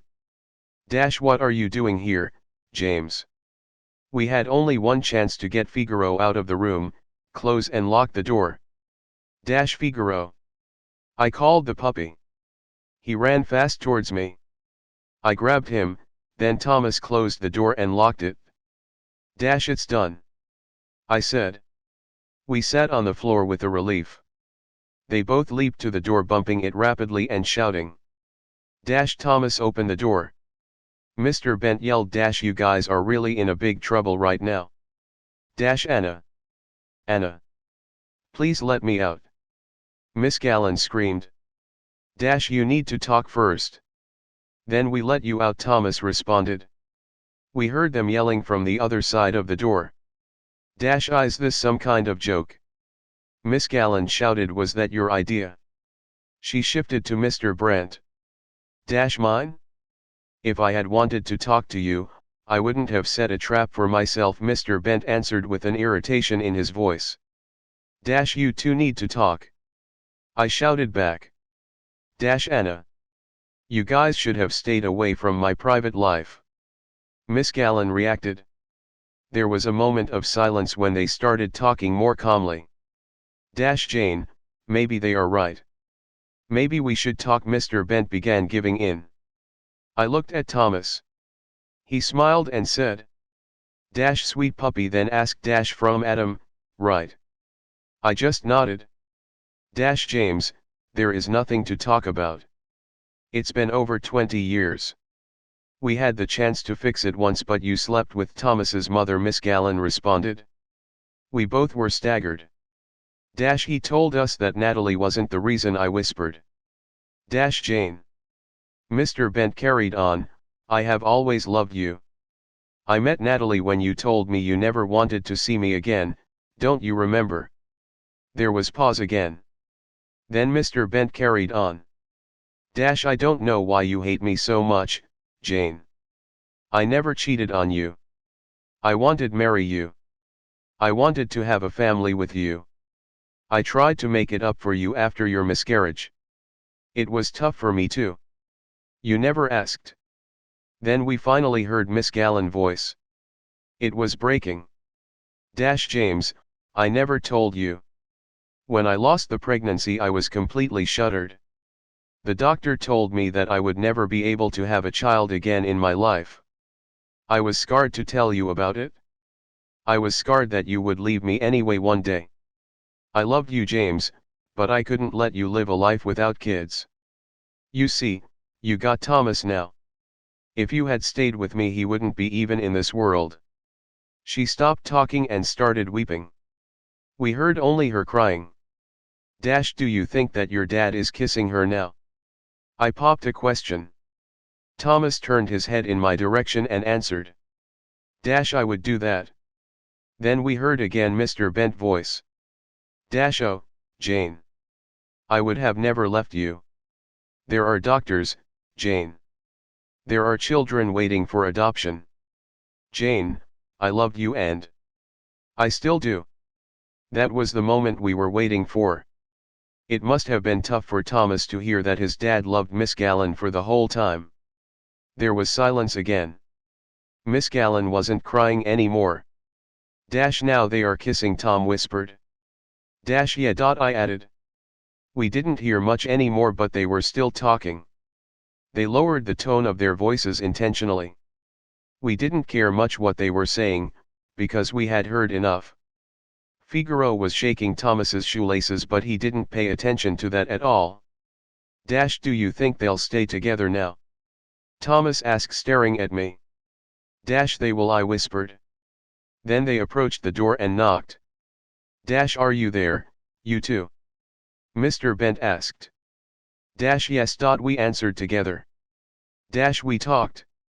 So you can let us out now, he added. Thomas wanted to unlock the door when I blocked his hand.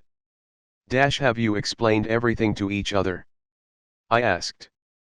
Anna, we have. Let us out. Miss Gallen shouted. I let Thomas turn the key in a lock. They opened the door.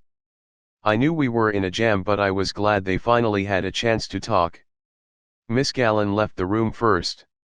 She pointed her finger straight to my face. You are in a big trouble, young lady, she said, and walked away. Let's go home, Thomas. Mr. Bent winked at me while pulling Thomas's t-shirt towards the front door. I will call you later, Thomas added while leaving the house. They all left and I stayed alone again with my sweet little boy, which was finally sleeping peacefully.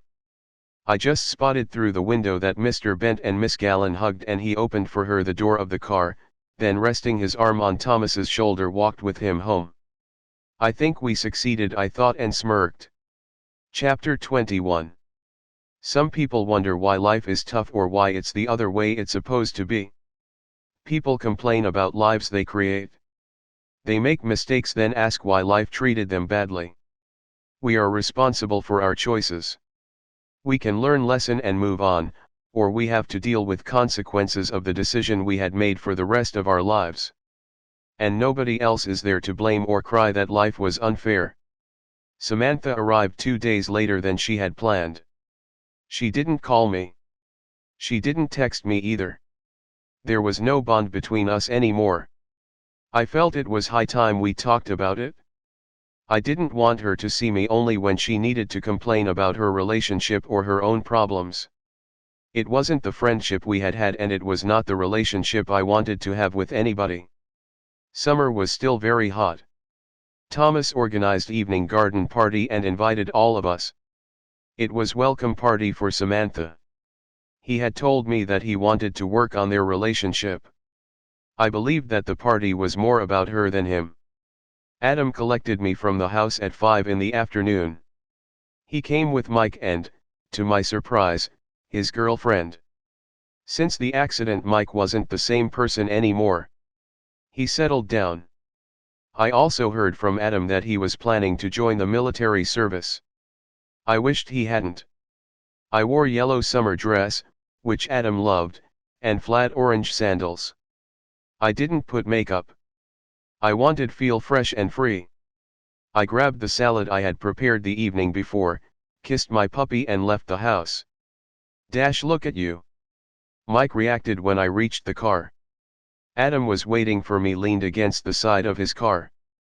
Hi babe, he welcomed me with a kiss, looking sweet at it, and opened the door for me. Thank you, I responded and kissed him back. God only knew how much I loved that guy. When we arrived at Thomas's house, Sam wasn't there. She didn't know about the party. He wanted to organize something for her that would cheer her up a bit. He had told me that she seemed to be depressed since her arrival. Hey, guys. Please, come in. Thomas welcomed us with a big smile. We walked straight to the garden. I didn't notice Mr. Bent either. I approached Thomas and asked, Is your dad coming? No, he's having a date with Miss Gallen, he responded and winked at me. We both smiled. I was glad that our mission was completed. After a while, Sam arrived. When she walked into the garden, we shouted, Surprise! It's not my birthday, she reacted shockingly. We know that, honey.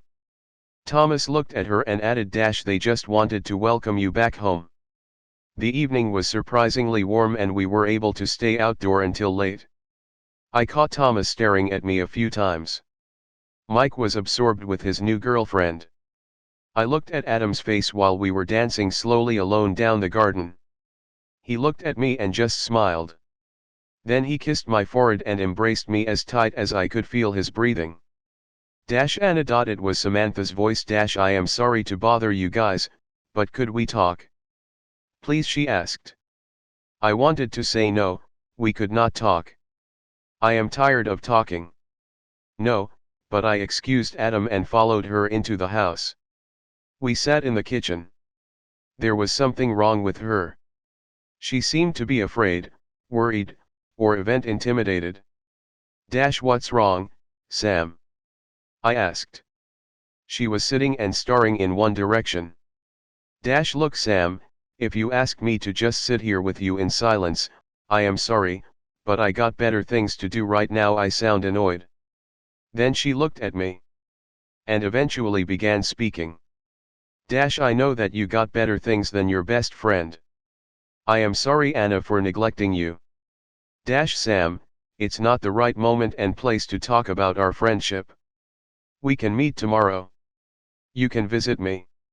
I have a puppy. We can go for a walk. But now and here, I don't think. Anna, please listen to me. I can't wait until tomorrow. I can't keep it to myself anymore, she interrupted. I just frowned and asked. What keeping to yourself, Sam? What's going on? I slept with my French teacher. That guy I had told you about, she expressed straight away. I froze. I was speechless. I was beyond shocked. Have you lost your mind, Samantha? I leaned towards her and whispered. Then moved back and added, I don't think you have told Thomas, otherwise there wouldn't be any party. I was furious. I felt like I wanted to hit her, but I controlled my emotions. I wanted to just take Adam and leave that place, then I thought about Thomas again. Anna, please don't be angry. I know, I was fool, I know that. I shouldn't have, but it happened. How old is he? Is he married? What does he think about you? Does he want to be with you? But even, how? I began popping out tons of questions with irritation in my voice. Anna, stop. Sam almost yelled. He is 30 years old and he is married. It was one night stand and he will not leave his family. Okay. She started crying. I couldn't believe my ears. Mike was sitting in a living room with his girlfriend. He overheard Sam shouting and came to the kitchen. He spotted her crying. Hey, Sam, what's the matter? He bent in front of her and asked. She lifted her head and looking at Mike responded. I am just an idiot, Mike. Dumb as hell. She rested her head on his shoulder and kept weeping. I didn't want Thomas to feel embarrassed in front of all of us. I didn't want him to find out about it in that circumstances. He arranged that party for her, just to find out she had cheated on him. I had to prevent it. Sam, stop crying. When the evening is over you need to talk to Thomas. Now you have to pretend that everything is fine. Don't do it to him in front of us. Are you getting me, Sam? Mike looked at me confused. Sam lifted her body from his arms, wiped her tears and said. You are right, Anna. He doesn't deserve it. I'll talk to him later. Then she stood up, shook her hair, and grabbing my hand added. Let's go have fun. The next day Sam texted me. She didn't talk to Thomas. She was too scared. She also found out that she was pregnant and Thomas wasn't the father. If you want to complicate your life, stop paying attention to the most important parts of it. If you start feeling bored with your life, you will definitely screw it. Life is simple, only people search for ways to make it difficult. Chapter 22. You can feel when storm is coming. Clouds accumulate together.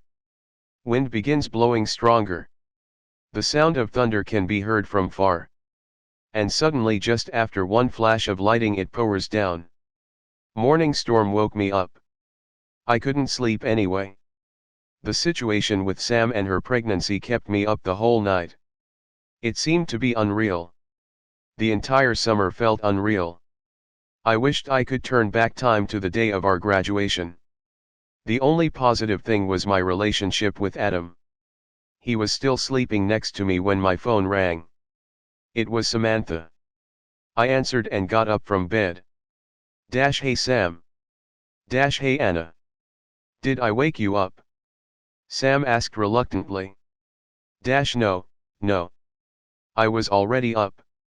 How are you doing? I asked. Although I was angry with her and everything she had done, I didn't want to let my emotions take control over my logic. I also thought that I had no rights to judge her. She was already going to pay for her unconsidered mistake for the rest of her life. I only felt sorry for Thomas. The history repeated itself. Anna, I feel terrible. I was thinking if we could meet. I have to tell Thomas about it, and I thought, if you could help me. I mean, just to be there with me. I had expected it. I had thought about it. They needed to talk face to face, alone. Was she scared of Thomas? Sam, it's between you and him, I responded. Anna, I am begging you. Her voice started trembling. Are you scared of him, Sam? He may lose control, you know what I mean, she added.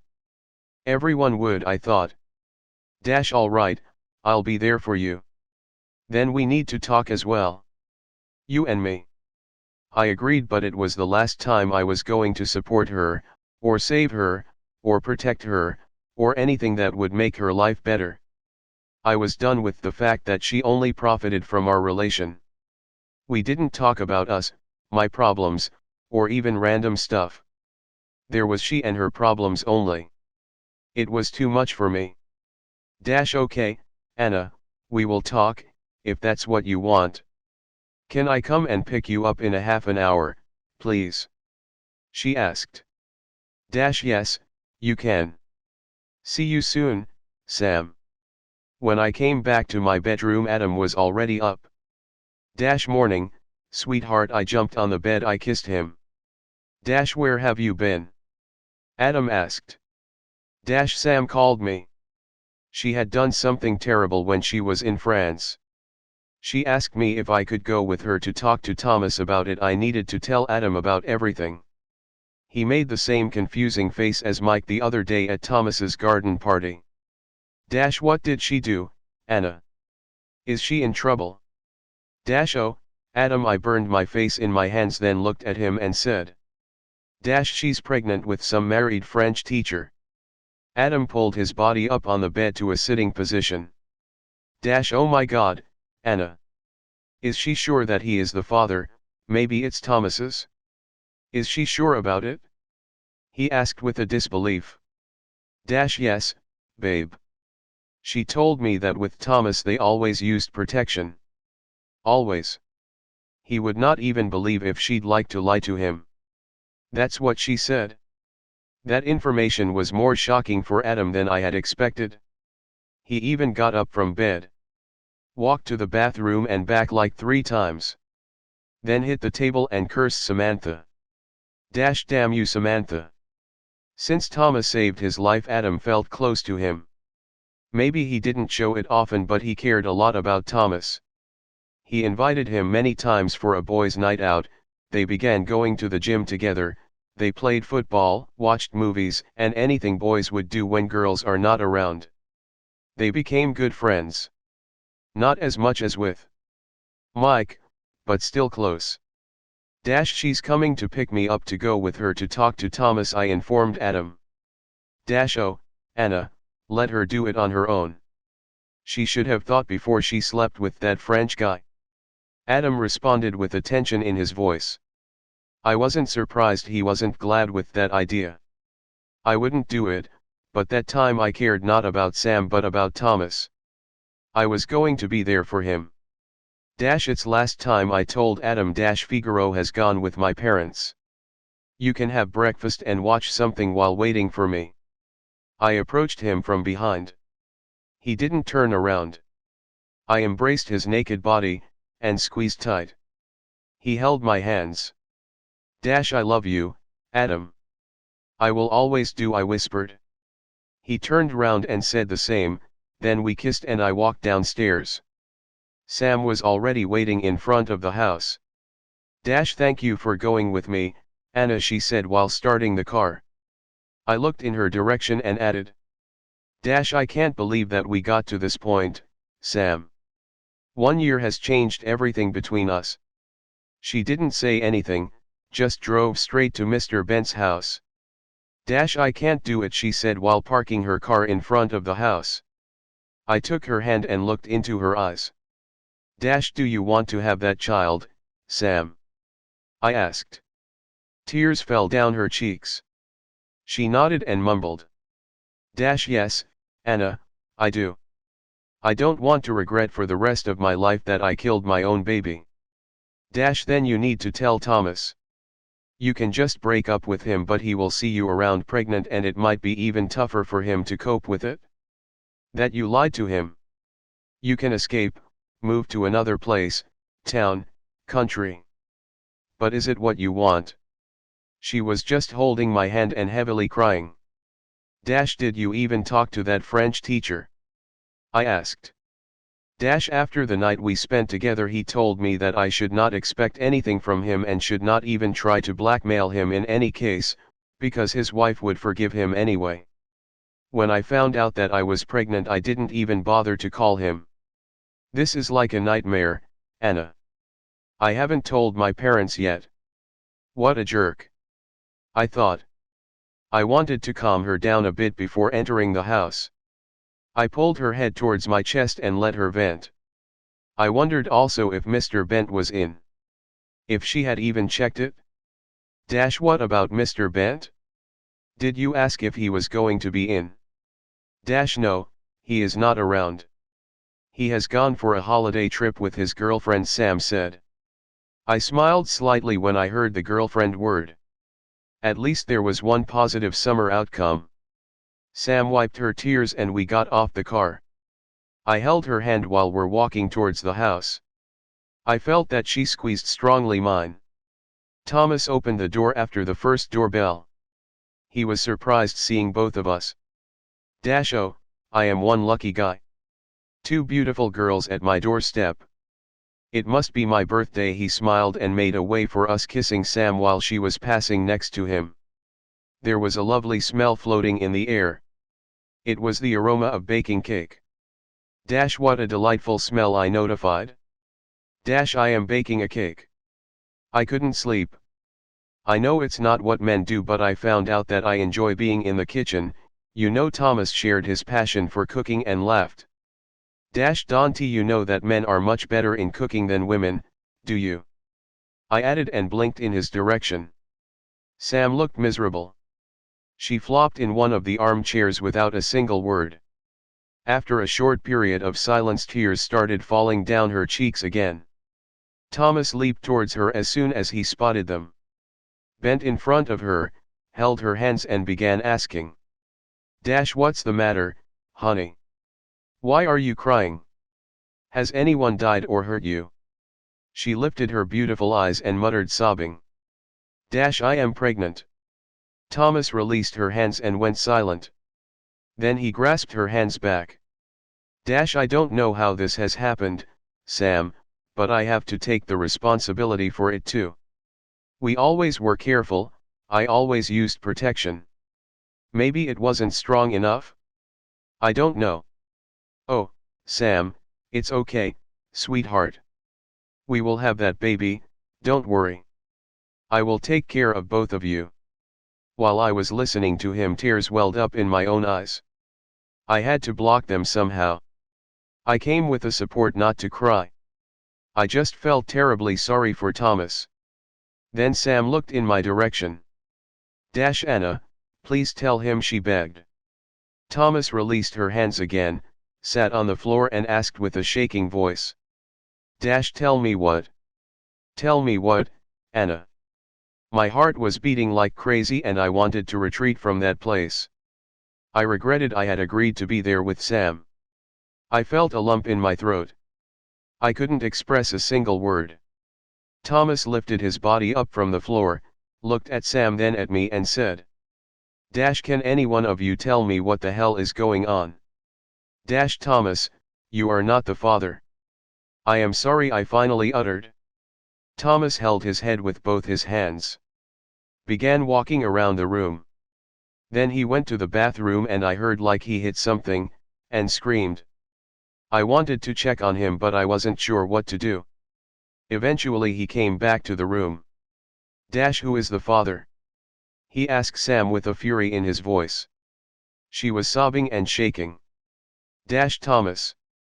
I started but he pointed at me and shouted. Anna, stay quiet. I didn't continue. Sam looked at him and after a while told him who the father was. Get out of my house, now. I don't want to see you anymore. Now. Out. He pulled her up from the armchair and dragged her towards the door. I wanted to stop him but he shoved me with his other hand, then slammed the door just behind Sam's back. When he came back to the living room I was in the kitchen. I took the cake out from the oven. It's burned. Thomas slid down the wall and sat on the floor and began crying. It was the first time I saw him being vulnerable. I always perceived him as a strong man. But then he was frail like a little boy. I sat in front of him, stroked his head and said, please don't cry, Tom. It's not your fault. You were good to her. Sam lost her track. She made a huge mistake and she knows that. He raised his eyes and after a while looking into mine said, Anna, she was never in love with me.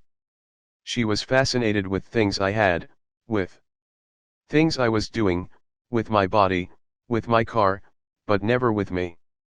She never asked about my feelings, what I wanted. She was selfish all the time. She proved it by sleeping with that man. She should have never, I regret, oh, God. I made the party for her, I wanted to make up for her, for what? For what, Anna? Then he sighed deeply and carried on, the day when you came to this house I felt something, you know. Then you introduced me to Sam and the rest is just history. And, I always wanted you but you weren't into me. I never was attracted to you.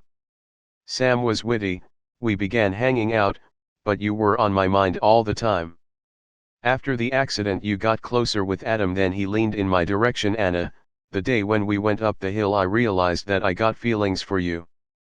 I know now that Sam wasn't the one. I wasn't the one for her. I thought she loved me. I love her, Anna, but it's not as I would love you. He pulled my head and wanted to kiss me but I stopped him. He rested his forehead on mine. Don't do it, Thomas. I am in love with Adam. I care about you and like you a lot. Now you're hurt and heartbroken. I must admit, when I met you I felt the same but I didn't want to get between you and Sam. The rest is just history, as you said. He shifted his head back and I kept talking. I don't want to lose you as my friend but don't expect from me anything more. I stood up and he did the same. I am sorry, Anna, I didn't want to offend you. I understand. Adam is one lucky guy, he said. It's okay, Tom. I'd better go. Please, take care of yourself now. We hugged, but it wasn't a regular hug. He smelled my hair and he pressed me close to his body. I could feel his fast heartbeat. I released myself from his arms and left the house. Later at night Samantha was taken to hospital. Chapter 23. Anna, please could you talk to Thomas? Mr. Bent was asking me with a wobbling voice on the phone. It was Sunday morning. I slept at Adam's house. The previous night his parents had celebrated 25th wedding anniversary. My parents were invited too. I felt like we all were getting closer. We were becoming one big happy family. Anna, Thomas is leaving. He has started packing his stuff and said that he was overwhelmed with everything that has happened this summer and needed to leave. Anna, please, you need to talk to him. He told me that he had broken up with Sam. Is that true? Mr. Bent sounded very stressed. I jumped off the bed when I heard that Thomas was about to leave. I expected the situation with Sam could have hurt him and he was going through a rough time, but to run away? Mr. Bent, please calm down. I started. Yes, Tom and Samantha have broken up. I am not at my house right now. I will take Adam's car and come as soon as I can. Please just relax, okay? Adam was still sleeping. I didn't want to wake him up. I just placed Figaro on the bed next to him and dressed quickly. I searched for Adam's car keys but I couldn't find them. I left the room and went to the kitchen. Adam's parents were sitting in the garden. I wanted to leave the house without being noticed. I detected the keys in the living room. I just flitted, grabbed them swiftly and escaped. I felt anxious. I still remembered well the day when Thomas wanted to kiss me. We didn't talk since then at all. I tried to understand his decision. The entire summer was beyond his nerve. Although he had broken up with Sam and was mad with her, he still had the courage to visit her at the hospital. Sam told me that he was very gentle and apologized to her for the way he acted the other day. When I reached Mr. Bent's house, Thomas's car was still in a garage but its door was open. He was there packing his things. I came closer and he noticed me. Anna? What are you doing here on Sunday morning? He asked surprisingly. Hey, Thomas. I was just passing by. What are you doing? I responded. Passing by, right. James called you? Of course he did. Why, he always needs to drag you into everything. He dropped his bags in the trunk and closed it loudly. It's not important why he does or not, the question is, why are you running away, Thomas? I walked closer to him. He just turned his back and sat on a wooden stool.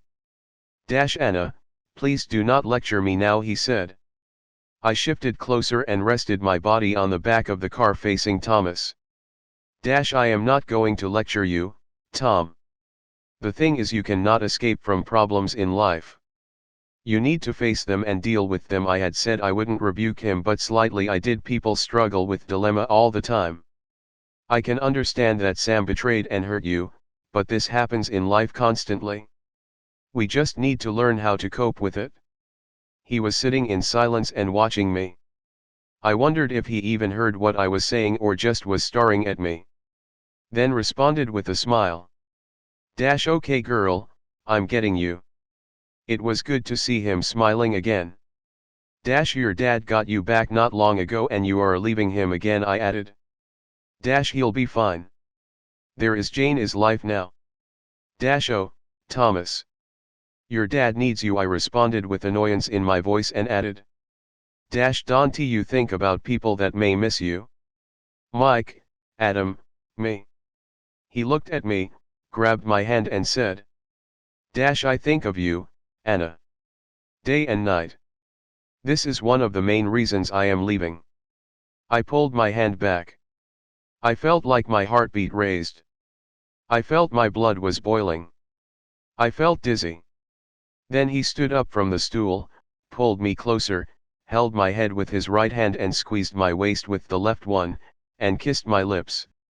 He didn't hesitate. I didn't stop him either. Apparently, I wished it happened. He embraced me tight with his both hands.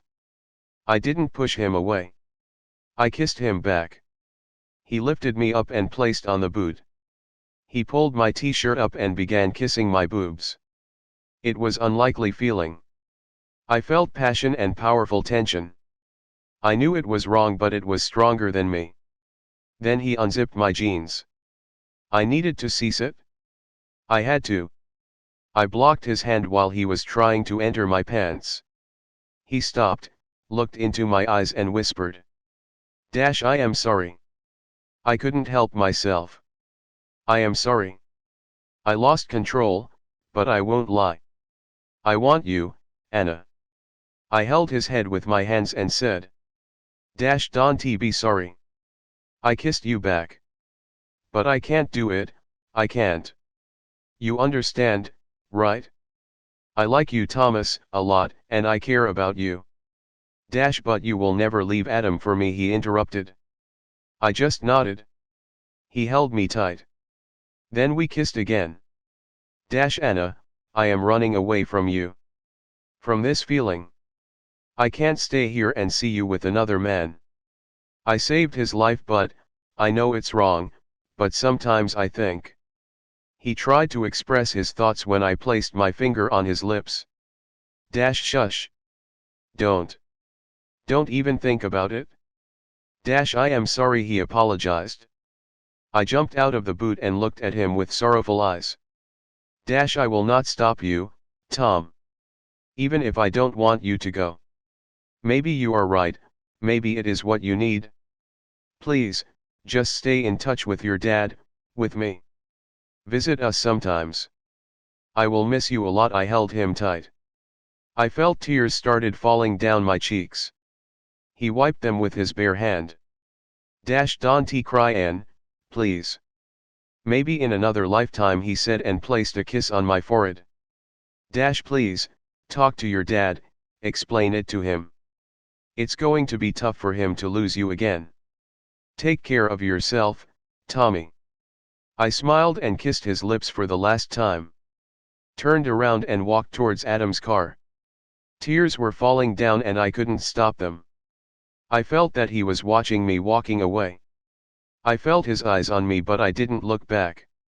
I just wanted to get into the car and leave. I cried a lot when I got home. I didn't go back to Adam. I had texted him that I had to run home because Mum and Dad were fighting. I felt terrible that I had lied to him. I told him that I would come back later around lunchtime. Was it bad that I didn't feel guilty for making out with Thomas? I touched my lips and thought about him. I loved Adam, but I felt passion for Thomas. On the one hand, I was heartbroken that he was leaving, but on the other hand, I felt relief.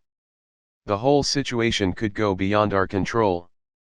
I would not manage to control my desire. I would hurt and lose Adam. Then I would hate myself for the rest of my life.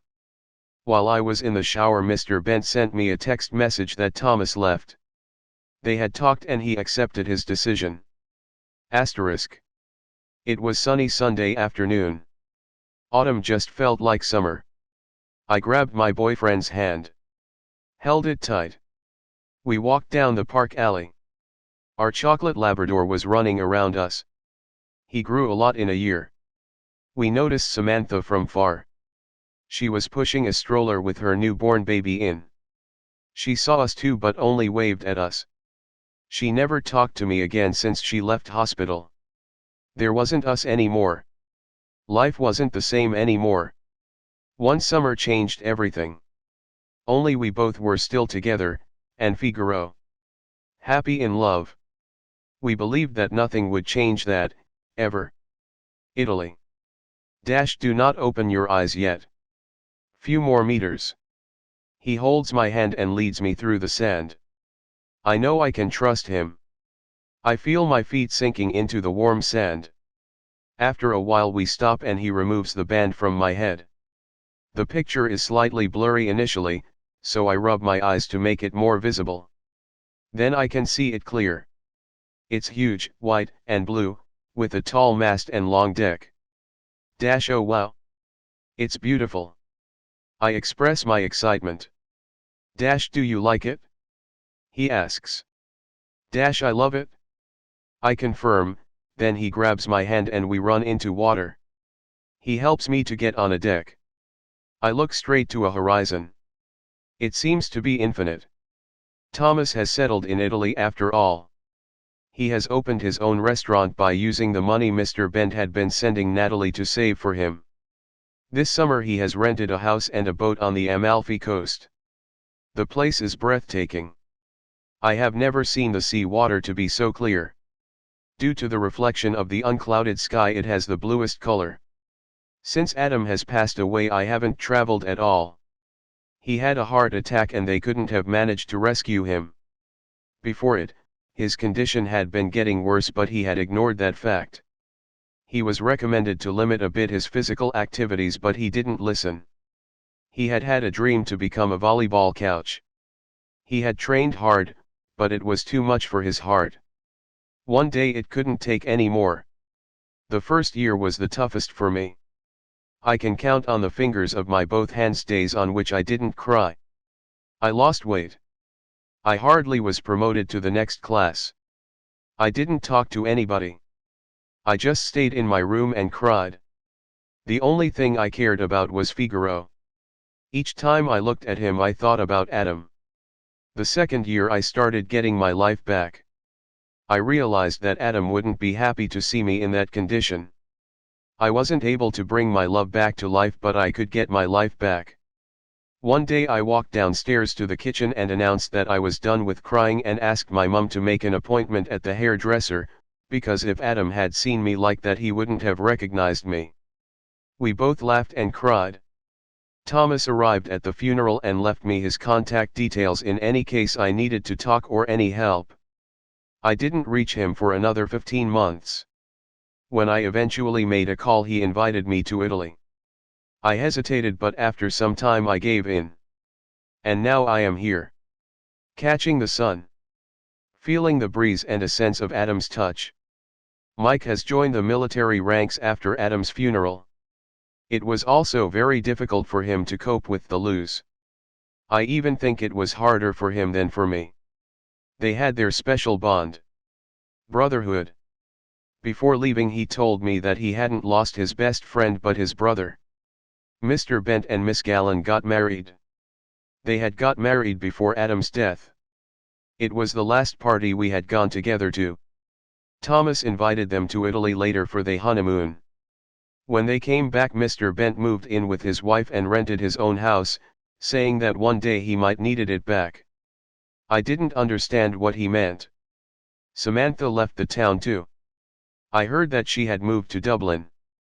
Since the other day Adam and I saw her in the park, I have never seen her again. She has never called or visited me. She left without saying goodbye. Italy is the most beautiful place I have visited so far. Taking into account that I hardly traveled during the 22 years of my life. Time goes by slowly here, citizens are more happy and you wake up to a sunshine weather every day. Moreover, the food. People don't grab a sandwich and run back to work, but they sit at a table with friends and celebrate it. They enjoy the moment. Life is created to be worshipped. We don't appreciate it enough. We take it for granted. We postpone our dreams, plans, loves. We think that we still got time to contact someone, to complete the project, to become who, deep down, we want to be. Nothing could be more wrong. We don't have time at all.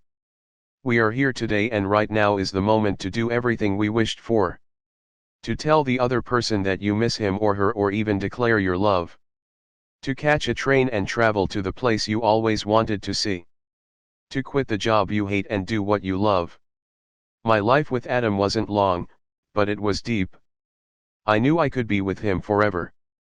The passion I had felt for Thomas vanished. My love to Adam was stronger than that. I loved Adam for everything. He had good heart.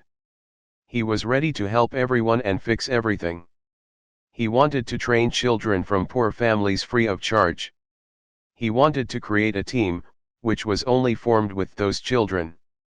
He also cared about disabled people. We both had volunteered in local center, where handicap and disabled teens had their meetings. He wanted make world a better place. Thomas promised to take care of me, but I have to take care of myself. We haven't even kissed since I arrived. We are just good friends for now. He knows that Adam was the love of my life and he doesn't want to rush anything. I also don't want to block him from getting into relationship with someone else. Italian girls are very beautiful and sexy. But everything he says is that his heart belongs only to one person. We may get closer one day, but not now, and not any time soon. We enjoy each other's company, and most importantly, we understand each other. The sun is going down. The wind is as warm as blow of a hair dryer. I'm sitting at the veranda, sipping white wine and watching the last few people collecting their stuff from the beach. There are also few other couples holding hands and walking down the seashore. They're kissing from time to time. They are happy. They are happy at the moment. All they need is this moment. The boat is anchored just few meters away. Thomas is taking me sailing on the sea tomorrow morning. Dinner is served. Thomas invites me in for the meal he cooked. He is really a great cook. I will eat everything he prepares. Tonight we are having Florentine steak with focaccia bread and pistachio panna cotta for dessert. Life gets better. Thank you for listening.